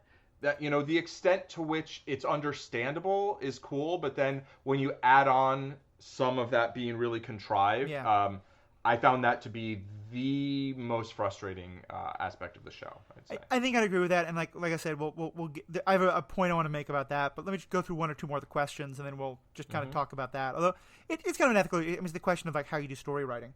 So maybe if you haven't seen the show, you'll still be interested. We talked. There are a couple other things I want to talk about that I think let's skip about like fatherhood and parenting. Sure. Yeah. I think class is an issue that the show sort of raises, but doesn't really deal with in ways that I found satisfying. Oh, second most frustrating. Yeah, it lampshades that, but then doesn't do much with it. But mercy was one more thing you wanted to talk about because it's this thing of Cobra Kai starts with no mercy, and Johnny goes through a couple evolutions where at first he says no mercy, and then he says mercy but with honor, and then he kind of says sometimes mercy, and again spoilers for the very end. And yes, this is very contrived, but just to go with what the story is trying to say. It sets up a situation in which the head Cobra Kai student, Miguel, has mostly beaten his enemy, shows mercy, and then because he showed mercy, his opponent from the Miguel Miyagi-Do school, who is Robbie, who happens to be Johnny's son, layers on layers and layers here, attacks him when his back is turned, and knocks him off a top of a staircase, and now it seems like he may be paralyzed or in major life injury. There's a whole bunch of melodrama added to that. But so to some of the students, this is you betrayed us by teaching mercy. He showed mercy, he turned his back, he got injured. And clearly we're supposed to be seeing like that season 3 is all going to be about, is Johnny wrong? Is Johnny right? How does he, pull back these little monsters he's created? What's your whole take on this mercy question? So, I think it's pretty interesting. I actually have a chapter in a book titled Show No Mercy, which interesting. But it's specifically talking about at the poker table. Right. So, I think that's it's a little different than like in life. I definitely believe in mercy in life. In compassion and judgment, really, I'd say more than the word mercy. But, I had an experience where I was fighting in a tournament and I was, the guy was pretty good. I think I had like a fever too. So like I wasn't in my best shape, but I knocked the guy down. His kneecap pops out of place. His teacher pops it back in and he gets up and keeps fighting. Right. And my coach, who was a good friend, was like, oh, maybe kind of take it easy on him. I'm like, okay, yeah, I guess. So I kind of take it easy on him, and then he like grabs my arm and holds it down and like kicks me in the head, and he ends up winning the fight, which was cheating, by the way, but like whatever. So I feel like a lot of the lessons are actually encapsulated there, where it's like, okay, it was a tournament, so like in terms of mercy, like maybe don't try to kill him, but like you shouldn't anyway, right? It's like you can show mercy but still have control. Right? Like you can be like, I'm going to continue fighting this fight and making sure that I'm not going to lose it. And more importantly, more germane to the what happens in Cobra Kai, I'm going to continue to defend myself effectively. Right? I'm going to keep my eyes open for like, here's the thing. You're in a fight. Why are you in the fight? It's emotional, right? It wasn't like, I'm trying to take your land. You're trying to take my land, whatever. It's like I don't even really know why they were fighting. It was kind of dumb because I think they were both trying to break up the same fight, but whatever. Anyway, they're fighting. It's emotional. Tempers are flaring. The one guy basically defeats the other in the fight, and then he's like, okay, I'm not going to hit you while you're down. Right. at that point, I think stepping back a substantial amount of space from the other person and remaining vigilant, I think, is the appropriate response. Right? It's like you can show mercy and not just be like, "Oh, okay, we're good." Oh, what? Whoa! Yeah. Like you can decide not to deliver the killing blow, but still also not be like, "Okay, I beat you down. I'm going to turn my back to you and trust you entirely." Exactly. And the number of times we see this in fiction where this happens, I mean, it's a very sort of $1 million baby moment. Like, it's like overwhelming where the person decides not to deliver like a killing blow or like a knockout blow or whatever.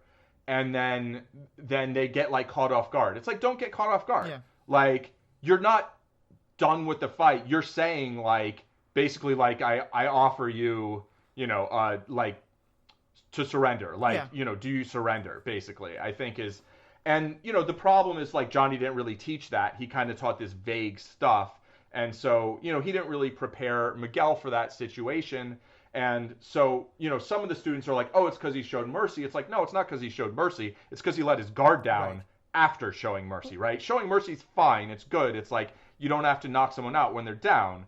Like, and I think that, but like, still defend yourself. Yeah, and I think though that is very much the point. And here, because what Cobra Kai taught is there's no such thing as ending the fight with your opponent still able to get back up. And so there's never a moment. It's never taught how do you let the fight end, but be wary in case your opponent wants to restart the fight. Because the idea is like if they can restart the fight, then the fight isn't over.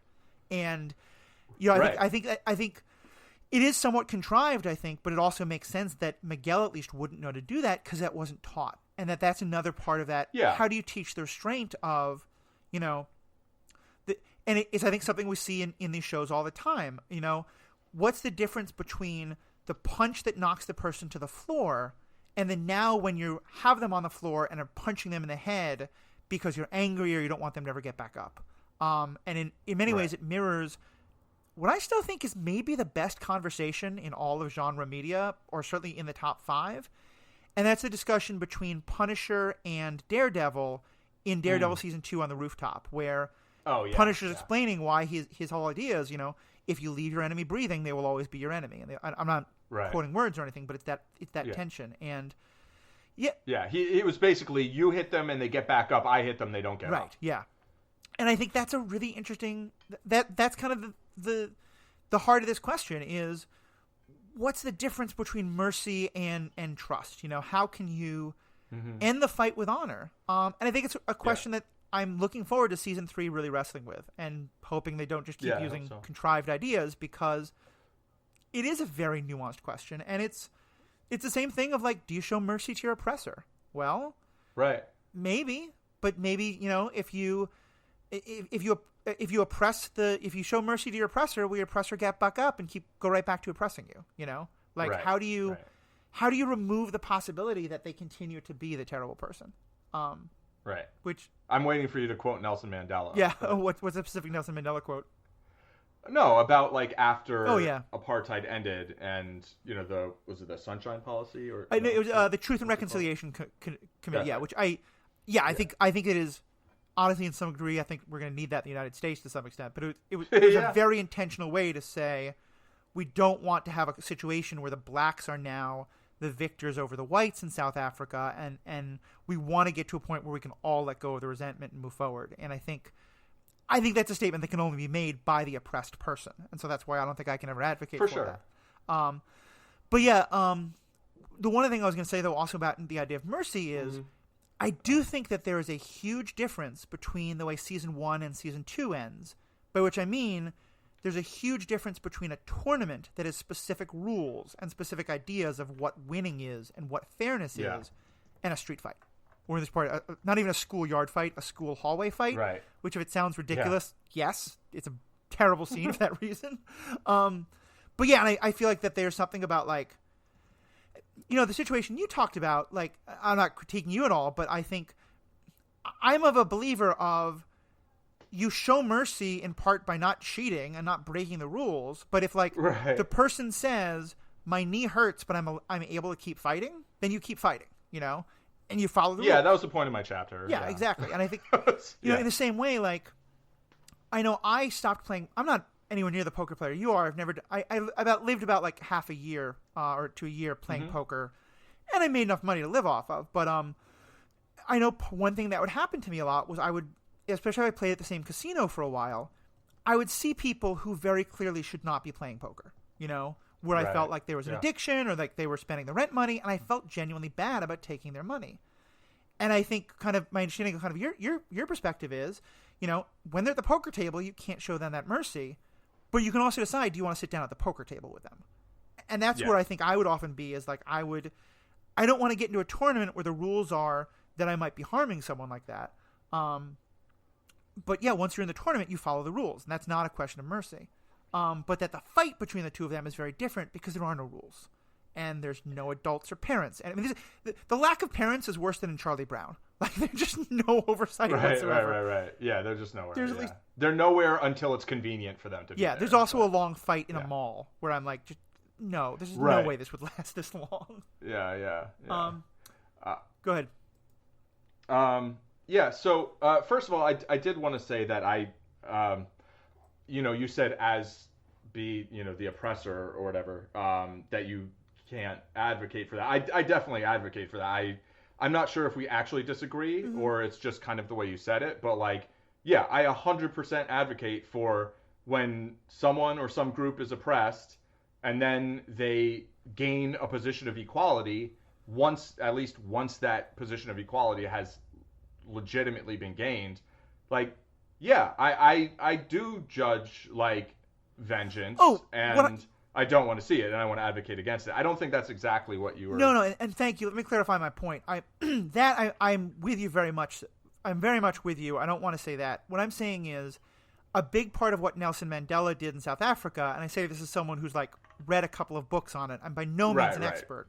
But my understanding is, by someone who has looked into it a good deal, is that a big part of what he was doing was asking black people to forgive white people. And that there wasn't that a big part of the direction he went is that there wasn't punishment. That he really wanted it to be about how do we reconcile and move forward.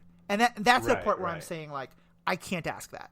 I'm not But I think in a much larger point, I don't want to ever see a world where the oppressed people get to be the oppressors. Right. Because that's just the shit that the world's been going through for millennia, right? And it's for centuries it's one way, but before that it's maybe another, and it's like it's just a shitty ass cycle. I think we saw that a lot in during this reference happened when I was a kid. So many of our listeners may not remember it, or some may know it far better than I did. Again, 30 years ago knowledge of something I didn't really fully understand even then. But, my memory of the breakup of the former Yugoslavia is that, one group would get a lot of power. I think the Serbs was the first one, and they probably had the most power and do really terrible things. And so it got to the point in our minds that that anyone who stood against them, like, they were the good guys. We had to help them. And then the Croats, were fighting the good fight against the Serbs, but then also did some terrible things to other groups, and it becomes that's a very clear, immediate example. But I think that there's always this level, helping one side fight back, there's always the danger that they're going to become just as oppressive. And that's not what I'm advocating for at all. Okay. I just wanted to clarify that a little bit. In terms of the mercy and, the tournament situation, the poker situation, I'm of the opinion, once you're sitting at the poker table with me, I'm going to try to take your money. If we're friends, I might discourage you from sitting in certain games if I think they're bad. If we're not friends, or if I've had people talk to me about having gambling problems or whatever, and I recommend they can self-exclude, or they can call the number, or and when I've seen people like that come back to play, I've asked them about it, and they're like, oh well, I figured some things out, I'm good. I'm like, okay, and they're like, but thanks for asking. And so I think there's things away from the game, and yes, you can choose whether to be in that game, right? You can choose whether to compete in a particular tournament. I think there's things that you do away from this very controlled environment where people have consented to participate, right? Like at the poker table, there's the rules, you play by the rules, and then once you're doing that, then whatever is fair game. I'm not a fan of like trying to talk someone. Oh, just stay another hour, stay a couple more hours. Yeah. Like, particularly if they clearly like have issues and they're just losing. In the tournament, I agree. Like the thing to do probably would have been to continue winning. Maybe not like, I mean, that obviously that would have been the thing, right? But like maybe like not going for a whole bunch of headshots or like whatever. I don't know. But like being like, yeah, I'm just going to keep knocking you out of the ring and eventually you're going to lose and that's fine. Instead. And in the Cobra Kai tournament, in the show at least, there is an added dimension of, because what happens basically is Miguel is fighting Robbie and Robbie is somewhat injured. And so there's a question of like, how much do you target the injury? But the injury was caused by Hawk, someone else on Miguel's team, as you said, making a completely illegal out of the fight kick. Yeah. And so now there's also this question of like, my teammate weakened my opponent. And I think one of my favorite moments that just kind of pulling it all back to where we started, when the second season starts, Johnny is obviously very mad at his team for how they won. And I like the way he winds up finding, and I think this is one of the best moments of balance that unfortunately he kind of loses going on. But he finds a balance of how do you have that, win at all costs, mostly win at all costs mentality, but also, not do the dumb shit they did, which he basically says, like, winning means beating your opponent at their best. And so cheating or doing things so that your opponent's not at his best, there's no honor in that. There's no glory. Right. And then you and I did an episode for a while about, like, in a fight, is an honor kind of a dumb concept? And, like, there's a whole thing about that as well. But that's the difference between a tournament and, like, in life and, what kind of fight is it? Yeah. Is it a fight over whether someone lives or dies? Like, then, yeah, I think honor's kind of bullshit in a situation like that, right? Like, whereas it is a fight for, like, some sort of, I don't know, honor or something. Okay, well, if you're fighting over honor, then maybe fight honorably. Yeah. But, like, if there's, and why they're fighting in the show, they're just fighting because they're fighting at that point. Yeah, I do want to say one thing about how that fight ends that I found really annoying. And I guess maybe this transitions us into the final 20 minutes, although I'm not sure we're going to go on for 20 minutes ranting about it unless our goal is to make the podcast as long as the show has been itself. But this has been quite a long discussion. But yeah, is that the, Miguel gets injured not by a karate technique. He gets injured by falling off of the staircase. Right. And Sam gets injured not by a karate technique. She gets injured by a weapon. Right. And some people have some black eyes and some bumps and bruises. But I really I don't like how at the end of the show it feels like there's this sort of like, this is why karate's bad because people become violent or stuff like this happens. That's sort of what Miguel's mother says. Mrs. LaRusso says. Oh, both of them. Yeah. They kind of are like, this is karate's fault, basically. Yet the show, at the same time, is like unwilling to show that you can actually get seriously injured from karate. Yeah. And, I mean, the number of times I went to the emergency room with a student, like, from doing Taekwondo is, I think, like, okay, maybe I can count it on one hand. But, a lot of, and I guess one of those technically was someone falling into a window, not, anyway. Well, but, like, people get hurt. People get hurt kicking and punching each other. It happens. And in a controlled environment, it's like, that's okay. You can have some physical injuries and like your body heals. Sometimes it never heals quite the same way. This happens in sports as well, right? Besides non-martial arts. And it's like, some of that's just you're doing physical things. You're going to have physical injuries. But, some of these are inflicted by the other person. And so there's physical consequence beyond like a bump or a bruise. Like the difference between being hurt and being injured, basically. And the fact that I feel like it's kind of a cop-out that, like, they were basically treating karate like this comic book violence through the first 19 and a half episodes.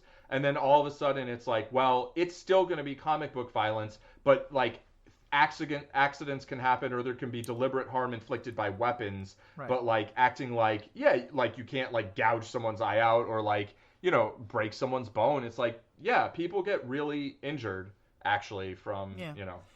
I think that's a very interesting point, and I do think that there's more of a connection between the violence that they do and the injuries that happen, because I think, like, you know, let's say I decide that I'm going to shove my the bully who's like really getting in my face, that I'm just going to shove him and push him back a few feet. I think that if I do that when we're both in a hallway, that's not the worst thing in the world. If I do that when we're both at the top of a flight of stairs, and as a result he falls down the flight of stairs, I've done the exact same action to him, but I do think it's on me to be aware of my physical surroundings and to be able to think what's the result of what could happen there.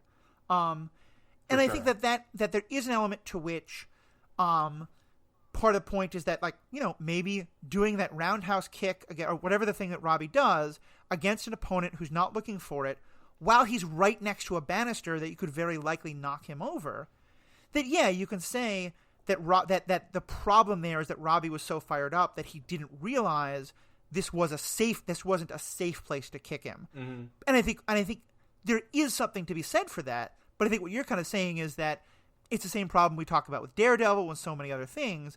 This idea that there is a 100% safe time to kick and a time when it's not, it's kind of irresponsible and incorrect for them to be saying that, because the thing is, you could have, in a no holds barred, I hate you, I want to beat you up way, you can still do terrible damage even if you're not at the top of a flight of stairs. Is that kind of a good way to say where you're coming from? Yeah, that's correct. I mean, I've had my ribs broken or cracked during like just drills wearing a chest guard, you know, and I've cracked someone else's ribs doing the same. Like that happens, you know, and that's wearing gear. And so we're not wearing gear, like worse can happen, obviously. I have a weird bend in one of my fingers that is, you know, it doesn't dramatically affect anything, but it makes my guitar playing a little bit harder because of something that happened when I played rugby in college.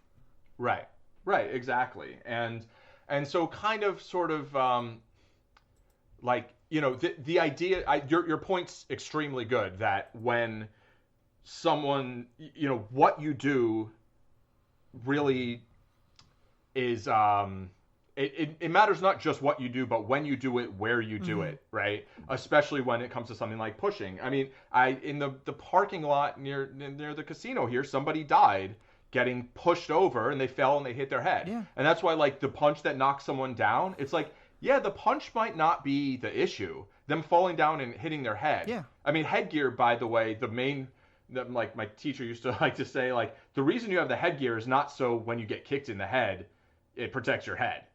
It's so when you get knocked on your ass and you hit your head on the ground, you don't crack your skull open on the ground. That makes sense. Because like the ground and gravity, that's going to do way more to you than usually, you know, any kind of a limb is going to do when it hits you, right? So yeah, I mean, you know, knowing whether to use that at a particular time and like what's more or less safe is, you know, that matters. And so it is kind of the fault. I mean, it's because they were fighting, right? It's not like, but you know, I feel like they both sort of like indict karate and then also let it off the hook at the same time. Yeah, you're right. It's kind of an interesting thing of saying like it because I mean, there's an extent to which people are not going to go see a movie about a fun competition where someone could have died if it didn't go wrong. Like, people don't want to think in those terms. We don't want to think like, oh yeah, we're watching football and there's this constant possibility that someone could die. And even though that's true, like same with boxing and ultimate fighting and stuff like that. But I think it does speak to an element of, that if you're teaching people to use a deadly weapon, you should be teaching them restraint, you know, and you should be teaching them like, and even I realized like what I was saying before is because of my not learning this, you know, that I was saying like, just punch the person in the head. That's never going to be as damaging as psychological torture. Well, maybe, or maybe you hit them just right and cause major concussions or blood loss that causes death, you know? I mean, I know someone got they got punched in the chest by someone who wasn't even that big, and then they had a heart attack and died. Yeah. You know, like this happens. So, physical violence that we think of as being not that big a deal, well, it can actually be a pretty big deal, like fatal, even when we think, it seems like, oh, well, it's not that much. It's like, well, I mean, we really have to be extremely careful about our use of force, and that's why, unless it's the type of bullying that's going to, cause someone to do harm to themselves, that's basically, I'd say that's where I draw the line. Yeah. I'd say that's kind of where I want to put the line. Like, actively Naziing, advocating for people to get killed. Right. Like, yeah, I think you can respond to that with physical violence because they're advocating for physical violence, right? They're saying we should kill all these people. And it's like, well, I'm going to punch you in the face. And so if I'm standing if I'm a 16-year-old standing in front of another 16-year-old and saying, you're such garbage, you should kill yourself, I can be punched. Yeah, That's like, fair. I'm okay with that. And it's not even necessarily just those exact words, but if it's that level of bullying, right? It's like, okay, I can get on board with it. Whereas if it's like, just like mean, but not like, I don't know, not like excessive. And obviously it depends on who's getting bullied, and it's not like a bright I think line, here I would actually push back a bit in the same way you did with the physical, because I think part of it is that we never know, like in the same way that one punch to the head, and I think the show actually shows this, Eli Hawk starts out with a big scar on his lip, and Johnny teases him in a shitty way, but I don't think Johnny feels like he's telling the kid to kill himself, because he doesn't realize that Eli's been teased about this all of his life, and is on this kind of place where, any one teasing comment could be the thing that makes him, do some terrible self-harm thing. So I think it's a really good reminder that with both physical and social emotional violence, bullying, we can never really know. The idea that we can do something and be like, it'll only have this, we can dial it up to like, we'll only do 6 hit points and they have 12 hit points, so it's fine. Like, we just never know that. And so that's why I'd sort of say, with the emotional, physical, I mean the social bullying, basically, I think it's kind of only the person who's being bullied can really speak to that. And that's why, like, I say, for me, I'm like, look, there's nothing you can say to me that's going to make me feel like I should be justified in hitting you. Whereas there might be things you could say that would make me feel like I want to. Whereas I think if I had punched a couple of bullies when I was 11 or 12, I might still have a leg right now. I lost my leg through self-harm at a much later time, but again, that's my own personal stuff, but I have that very different bias there. We are also in danger of doing great chronological and schedule violence to our fans who have now listened to 2 hours of this. So we're going to stay on for a few more minutes to rant, but if you want to wrap up, if you haven't really seen the show and don't really care about our deep thoughts on it specifically, thank you so much for this. I hope you got a lot out of it. We went pretty deep on a show that is becoming very popular on Netflix, but it's still maybe not everyone has seen it. What'd you think? Are you a martial artist? What's your take on any of the different things we talked about in terms of violence and redemption and failure? Let us know. You can find us on all of our social media. It can be found going to strandedpanda.com. We're part of the Stranded Panda Podcast Network.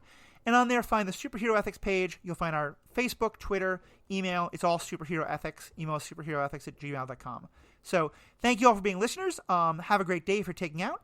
But let's talk a little bit about the writing. And just to go back to that thing we were talking about in terms of the miscommunication, because I think that's where to start, although there's a couple of other places.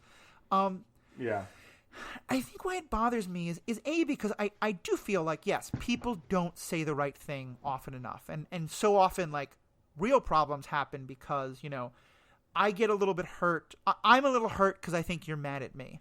But I don't ask you, are you mad at me? And so you never know to say, I'm not mad at you. And so it's just tensions build. And that happens in real life. It does. It's like you said, it's the fact that it is so often used as a plot device. And it's so often, especially in the show, it's contrived. It's not, I decided not to talk to you. It's, I'm about to talk to you, but then your father walks in. Or the school bell. I think there's 5 different instances where a person's about to say something important and then doesn't get a chance to. It's just... Yeah, I definitely lost count. It's such bad writing. It is. It is. It's very frustrating. It's like my top 2 or 3, issues with the show. It's like just let people say things, because there's legitimate misunderstandings, right? There's there's all these things where somebody wants to say something and they're like, all right, I gotta go, or oh, the school bell rang, or this or that, or whatever it is. And it's like, I think a more robust way of treating situations like that is like, look, these characters have actually different worldviews, right? They've had very different experiences. They have very different views of the world. They have very different memories of the same past incident. Exactly. And this is true with Danny and Johnny, obviously, but it's also true with the kids. And it's like, just let them talk, and they can kind of, there are going to be things you're going to be able to find for them to disagree about, and I think this is one of the drawbacks, I think, of like multi-season shows, is when, and it's also one of the challenges of like a redemption arc, right? Where you'll have a character who is sort of going in one direction, but there are reasons that they could kind of turn around and go in a direction that maybe we'd think is better, right? And if you're doing that in a movie, then it still happens in movies, right? Where it's like somewhere around the middle, there's some stupid thing that happens, is like, and like, but sometimes there's some reasonable thing that happens, and it makes sense. But you've got 2 hours or like an hour and a half to have them not like do the thing, and then they do the thing, and then you've only got like 20 minutes with everything being kind of good. And the thing is, you end up with less conflict, right? Once you resolve some of these things. So then you have to come up with new conflicts. And that's why like my suggestion was like, how about just like, Johnny, like, he and Danny do get along? And I mean, I think they would kind of get along, and and there's that great scene. There's that in episode 9, where I remember when I was watching episode 9, you'd already finished the series, right? But I was like, oh man, this is so painful, or like, this is gonna be just so uncomfortable. And it was, but then like the 2, women they were kind of like on this double date that wasn't supposed to be a double date. It was like an accidental double date. They get seated at the same table, which is a very contrived situation, but it worked here. Right, exactly. And it worked because they started to go down the like, measuring the size of their dojos, basically. And then, Danny's wife, which like, I wish I remembered her name. I feel like I learned it in season 2 and was like, is that the first time they've used her name? But, she's like, oh, so you guys are going to do this? And like, they kind of sort of briefly start in that way, but then they actually manage to kind of, they overcome that, right? And they kind of bond over their, I don't know, their sort of patronizing sense that the waitress isn't going to remember everything. And like, so they kind of like bond over kind of being dicks, which is kind of great, I think. It's like, it's like, because sometimes like characters bond over like the good things about them, but it's like for them to actually bond about something that's kind of like, it's like they weren't wrong, apparently. Like the plot vindicated them, but at the same point, it's like, come on, it's they like, kind of bond. It's like, oh, aren't you going to write that down? Oh, you don't need to write that down. On a larger scale, they kind of bond because they both still want to relive those high school glory days, that everyone else is like, come on, those 30 years ago. And I think you're making a really good point. It's funny, I had a similar conversation about this just a few hours ago when we recorded the first episode of The Boys season 2. Our review of The Boys for I haven't watched no spoilers for Panda Watch, but we got into this topic of, and this is a thing that, because this is just when we're talking about like what might happen before anything that actually happens in the show. When you have a show where one of the main storylines is a tension between 2 characters. You're right. Like, and most often this is romantic tension, but can be anything. You don't want to let go of that tension because you feel like that's what drives the show. But unless you're a purely episodic TV show, you have to make some progress. And I feel like the shows that really suffer, and unfortunately this is too many, is what they do is they try to say, we're going to show you so much progress, And then we're going to have a way to reset the progress, to basically have something happen at the end that resets, everyone go back to zero, and then the next season we're going to have the same progress and make the same mistakes all over again. And this is, I think, a big problem I had with Umbrella Academy, is it did that with all the character relationships. Yeah. What I think works is when you can do one of two things. Either A, you, as you were saying, you do change it. One of my favorite TV shows is a show called Weeds, which it had 2 seasons of a really interesting premise of, suburban mom pot dealer in a small town, very, very much a comment on suburbia. And I think they eventually realized they couldn't keep this up for much longer. So they burned down the town and moved 500 miles away and created a completely different show. And they probably... Wait, did they literally burn down the town? They wind up in an attempt to hide from the police, the whole town burns. It's a California, so there's it's the wildfires coming. Everything burns down all the time here anyway. My car's covered in ash. Yeah, basically a character helps the wildfire along a little bit. It's horrible. Horrible. There's 4 different times where the show completely reinvents itself. Right. You don't have to be that drastic, but you can do something like that, or you can do something which I think a lot of other shows do, which is you keep the tension, but there's a new reason. So by the end of the first season, you've overcome one hurdle, but now you found a different hurdle, and now there's a different tension. And sometimes it's right. Sometimes it feels very contrived, and so the first season is we think we hate each other, and by the end of the season we realize we love each other, but now we love each other, but we can't be together for this reason. Or now we can be together, but by the end of the season we realize we shouldn't be together. So at least there's a difference each time. Right. And I think that was one of my biggest complaints about this season, about especially the second season of this show. I think the other one, though, is, and it's related to that, is the show starts out really trying to be about moral grayness and about what happens when you try to look past the hero and the villain. Yeah, and Johnny even names that. He says, this is a lot more gray than just black and white. And he says, I've been teaching you too much black and white. That's my mistake. But I think the show also wanted to be a show about badass karate fights. And that for badass karate fights, you need a good guy and a villain. And there's just... There were so many times where it felt like, on one hand, the show was trying to say, this isn't good guys and bad guys, this is so gray. But then they would have, one character doing something with ominous music, and then the other character doing something with the most uplifting 80s montage, the good guy's going to win kind of thing. It was just pick. You can't have it both ways. Right. So... a couple things. One, does Weeds feel like, if you rewatch it now, does it feel like watching The Untouchables, where Prohibition has ended, and then? Oh, that's a good thought, because weed is so much. Yeah. No, I mean, I think it feels kind of like it feels really because so much of what the show is about how ridiculous the war on marijuana was, because everyone's smoking it. So it feels like / still is, obviously, even though it's such a 2, I'd say you don't need a hero and a villain for a badass karate fight. I think I can understand how there's a feeling of that, right? Like that's in the sort of writer's lizard brains. There's we need someone to be good, someone to be bad, or we obviously need this very real conflict. That's the great thing about tournaments is you could just have them fight in a tournament, and nobody needs to be the hero, nobody needs to be the villain. It's everybody can just want to win. There's a movie called Warriors with Tom Hardy, who I didn't even know was frickin' Tom Hardy.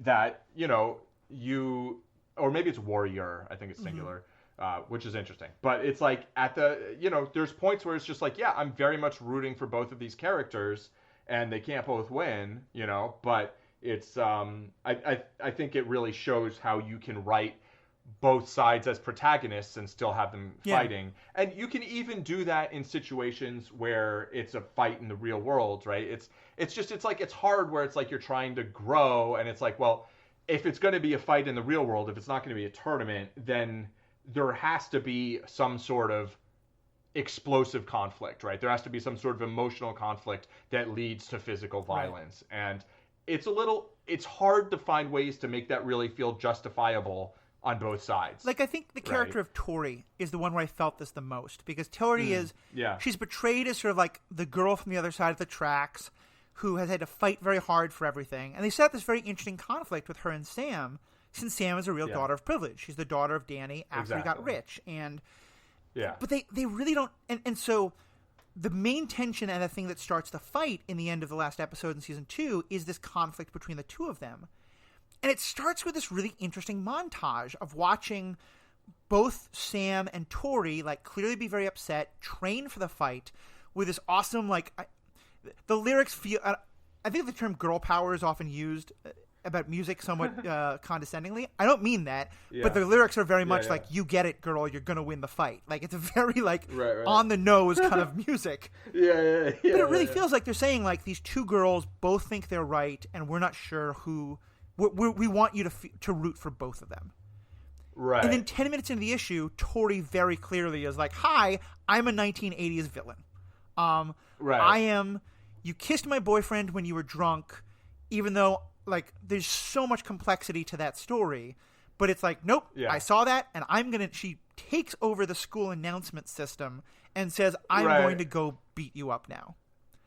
I have no idea how she walks out of that principal's office without just being grabbed by security, but... I mean, maybe she beats them up, too. Although, they were, like, interviewing a new security guy at the time, which is also hilarious and terrible.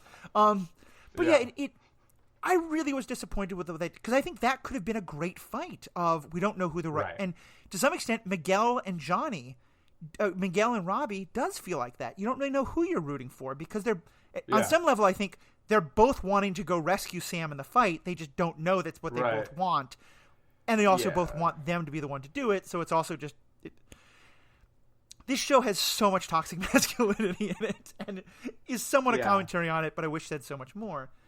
But yeah, my point is that that's a fight that could have really been a great I don't know who to root for fight, and instead they just made it black hat and white hat.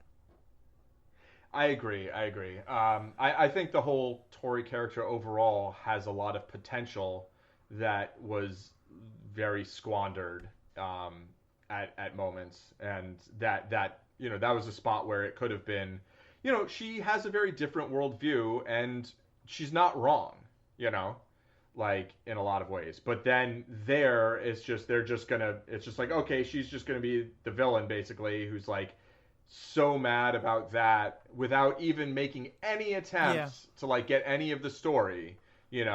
She doesn't talk to her boyfriend about it.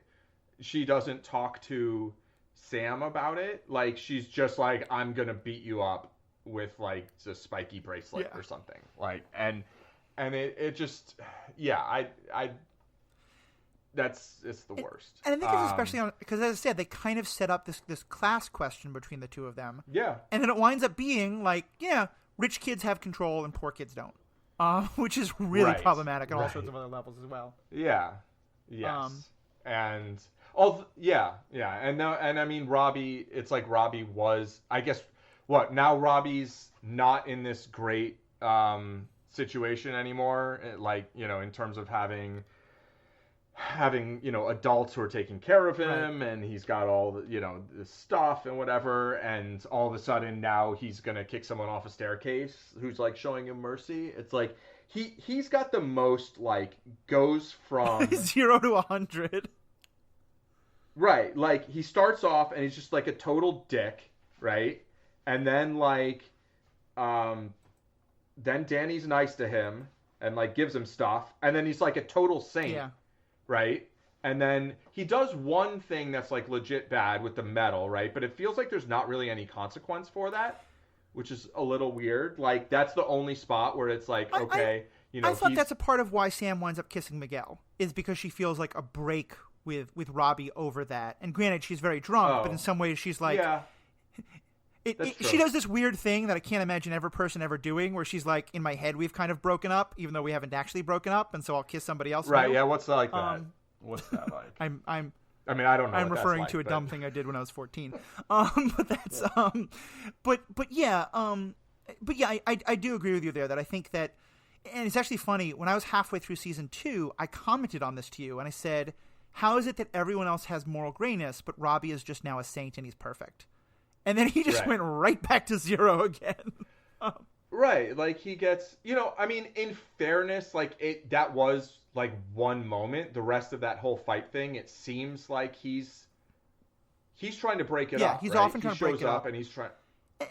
and like, it's just, I don't know. It's just so frustrating. Yeah. I have a lot of hopes for season 3. I'm definitely going to start watching season 3. Yeah, me too. But I mean, I will rarely stop watching a show, but there were a couple of moments where I was halfway through season. I think it was at one point I was partway through season 2, and I was like, "Are we going to record on the show? Because if not, I might not keep watching." Yeah. Yeah, you said you watched a particular episode, and you're like, I just want to stop watching this show. But it's like, but we were going to record. And yeah, and honestly, at the end of season 2, I was like, I don't know if I even want to record about this anymore. But at the same time, it's like, so here's a little bit of how I feel about that. I felt like season 1 had a lot of greatness, raised some questions, had some annoying contrivances, but, you know, the stakes were low. It was a 25-minute show, and I feel like that leaves more room for levity, and the drama's not going to be that heavy. Mm-hmm. And then season 2, I felt like had a lot more of the contrivances, but then had higher stakes. And so kind of the higher the stakes are, the more annoying like contrivances are to me. I think that's true. You know, like in a sitcoms are like almost all about contrivances a lot of the time, right? And like some of them I still find annoying, but like by and large it's like whatever. There's no stakes for anybody most of the time. So it's like, if you're going to do something that's kind of dumb or whatever, just to set up a punchline, it's like, all right, you know, but like, if you're going to do something annoying to have someone like maybe break their neck, it's like, I'm not cool with that.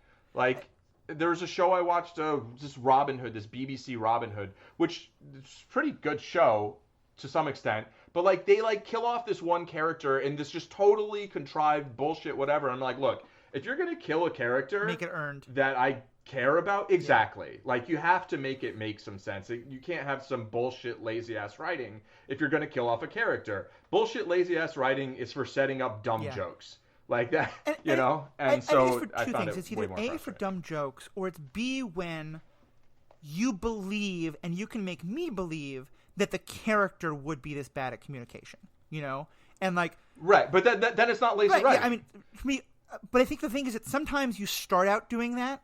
I think, let me give you an example. I like high school shows. Right. I like shows about dumb high schoolers, and it can often be great TV, and it can often be trash TV. And it's pretty hard for me to believe, it's pretty hard to get me to a point where I think a miscommunication among high schoolers, especially about romance, is a contrivance. Because Are teenagers not that good at expressing themselves to one another and understanding? Kind of wacky. And social media can make it much worse. Now, those are, you know. Right. But I certainly, you know, a lot of my high school drama was because one person didn't say the thing they should say. And like Gossip Girl, I've mentioned. It's trash TV, but I absolutely adore it. And for the first couple seasons, it's all miscommunications and mistakes. And some of it feels contrived, but a lot of it feels like, I'm frustrated at these dumb kids, but that's what dumb kids do. But then as the show goes on, they get older and they start having more serious consequences. And there's more like actual life and death situations, or situations where someone could go to jail, or where someone could have their financial ruin happening. And so in there's same contrived miscommunications where no character works to fix it, it becomes a lot harder to watch and a lot less believable. And I think that's where it feels like a contrivance, and it feels like you discovered that this is a good, like, you know, good club in your bag, and you just won't learn to use a new one. And that to me is the definition of lazy writing. Right. All you have is a hammer, so you hammer all the screws, or everything looks like a nail to you. Yeah. You just put everything in a cement mixer and just try to make it go around. Or you just feel like every problem, you know, everything that you're upset about in the world, if you just talk about it on your podcast, it'll all be okay. Right, exactly. Solved another one. With that, I have a quick comment I want to make a good class, but is there any last big things you want to kind of wrap up with? I did want to mention that I'm Zen Madman on Twitch.tv. Oh, yes. I wrote over that early before. I'm sorry. We're talking about lack of communication. I feel like it's appropriate. There was one thing that you said that I thought was really, really good, that I that you clipped and cut or whatever, because that you said that you think the show's trying to do two things. Do you mind if I read it? Yeah, I said this in the text conversation we're having. I said, I think the show is trying to do two things. A, show that Danny and Sam are wrong to think Cobra is as bad as they think. And B, show that Cobra is in fact pretty bad. Yeah, and I feel like that's sort of like the heart of the show is like this.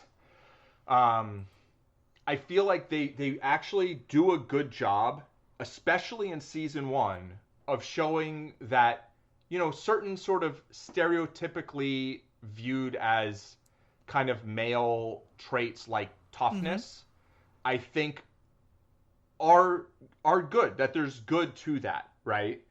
But that very often they are taught in ways that are toxic, and that there can be negative consequences, that they can be harmful when you're basically like, there's a difference between teaching someone to be tough and persevere through challenge and overcome their struggles, have courage. There's a difference between that, which they do some of, and then teaching people, be tough, don't cry when you're actually upset, don't express your emotions, right? Like teaching people not to have those emotions, rather than like true toughness isn't like burying your emotions down, it's confronting your emotions and then basically dealing with them, I think. And physically, dealing with whatever, like if you're physically weak, you're physically weak, right? That's okay. You can build strength, right? Or you can't, and that's also okay. But like, the idea that like by building strength you'll just like be a better person, that's where it becomes problematic. That's where there are issues. But it's like, that doesn't mean that building strength can't actually be this very positive thing. And I think that's a really good point. I think it also highlights again why, honestly, the character of Johnny, and I think the actor who played Johnny, I think in some ways it's just a stroke of incredible luck, because I don't imagine that the actor who played Johnny at 16 was hired because he was this great emotional character actor. And he probably wasn't. The actor was probably 19 or whatever. But he's definitely grown into one, and he does a phenomenal job of acting in this show. And I think one of the biggest challenges that the actor really wrestles with, and the character wrestles with, is how do you do exactly what you're talking about? How do you start to allow yourself to feel vulnerable when you've taught all your life that's for pussies, And I'm quoting the show. I'm not trying to use a term I would use. Yeah. No, I understand you're using his language. He's been taught all of his life, show no mercy, show no weakness. People take advantage of weakness. And a big part of what he's wrestling with is the fact that he had two paternal figures, his stepfather and his sensei, who, when he was 16 and emotionally vulnerable, really took advantage of him and taught him, abused him emotionally and did some terrible things. But the fact is that for him to admit that means admitting that he was weak at 16. It means admitting that he could be abused like that in ways that are just so outside his consequence, are so outside his way of thinking. And so it's really about him coming to terms with that. And for that reason, he doesn't bawl. He doesn't, break down. But there's a moment where he is at Miguel's hospital. He's standing outside Miguel's hospital room. But it is seeing what has happened to Miguel, this broken boy, who he takes a lot of, paternal responsibility for. Listening to this voicemail of Miguel saying, hey, I'm having girl trouble. Could you and I go get a burger? It's Miguel is reaching out to him exactly in the way that he always wishes his son would, but he knows his son doesn't because he fucked up. And now he's feeling and he starts to cry. And it's not sobbing tears, but it's definitely you see him getting choked up. And I just thought that was such a perfect moment for that character. Because it is. Yeah, it's all about that moment of can you be strong enough to accept weakness, to show your own weakness? Yeah, and that's, I'd say that's what the show does well. Basically. I think it was very true. More than anything else. Yeah, I was going to say the last thing about class, which I think we already talked about, but just that the show just does not. I wish it just had a lot more nuance there, because I think that's an interesting dynamic, but that it doesn't. Me too. It plays too much into the stereotype there. Especially with Robbie being the poor kid, but he becomes good when he becomes rich, or becomes adopted by rich people. Right. Yeah. And I thought it was going to go the opposite way, and then okay. But yeah, so I think if you're sticking around this long, hopefully you're probably someone who's already seen the show. If not, I do think it's a good show worth watching, especially the first season. I think the second season has some real weakness, and I'll be curious to see where the third season goes. But as we said before, lots of great stuff we discussed. Wow, that sounds really arrogant. I hope there's lots of great questions we discussed. I have no idea if we did a good job discussing them, but would love to hear your thoughts. So please find us on social media. Definitely check out Paul.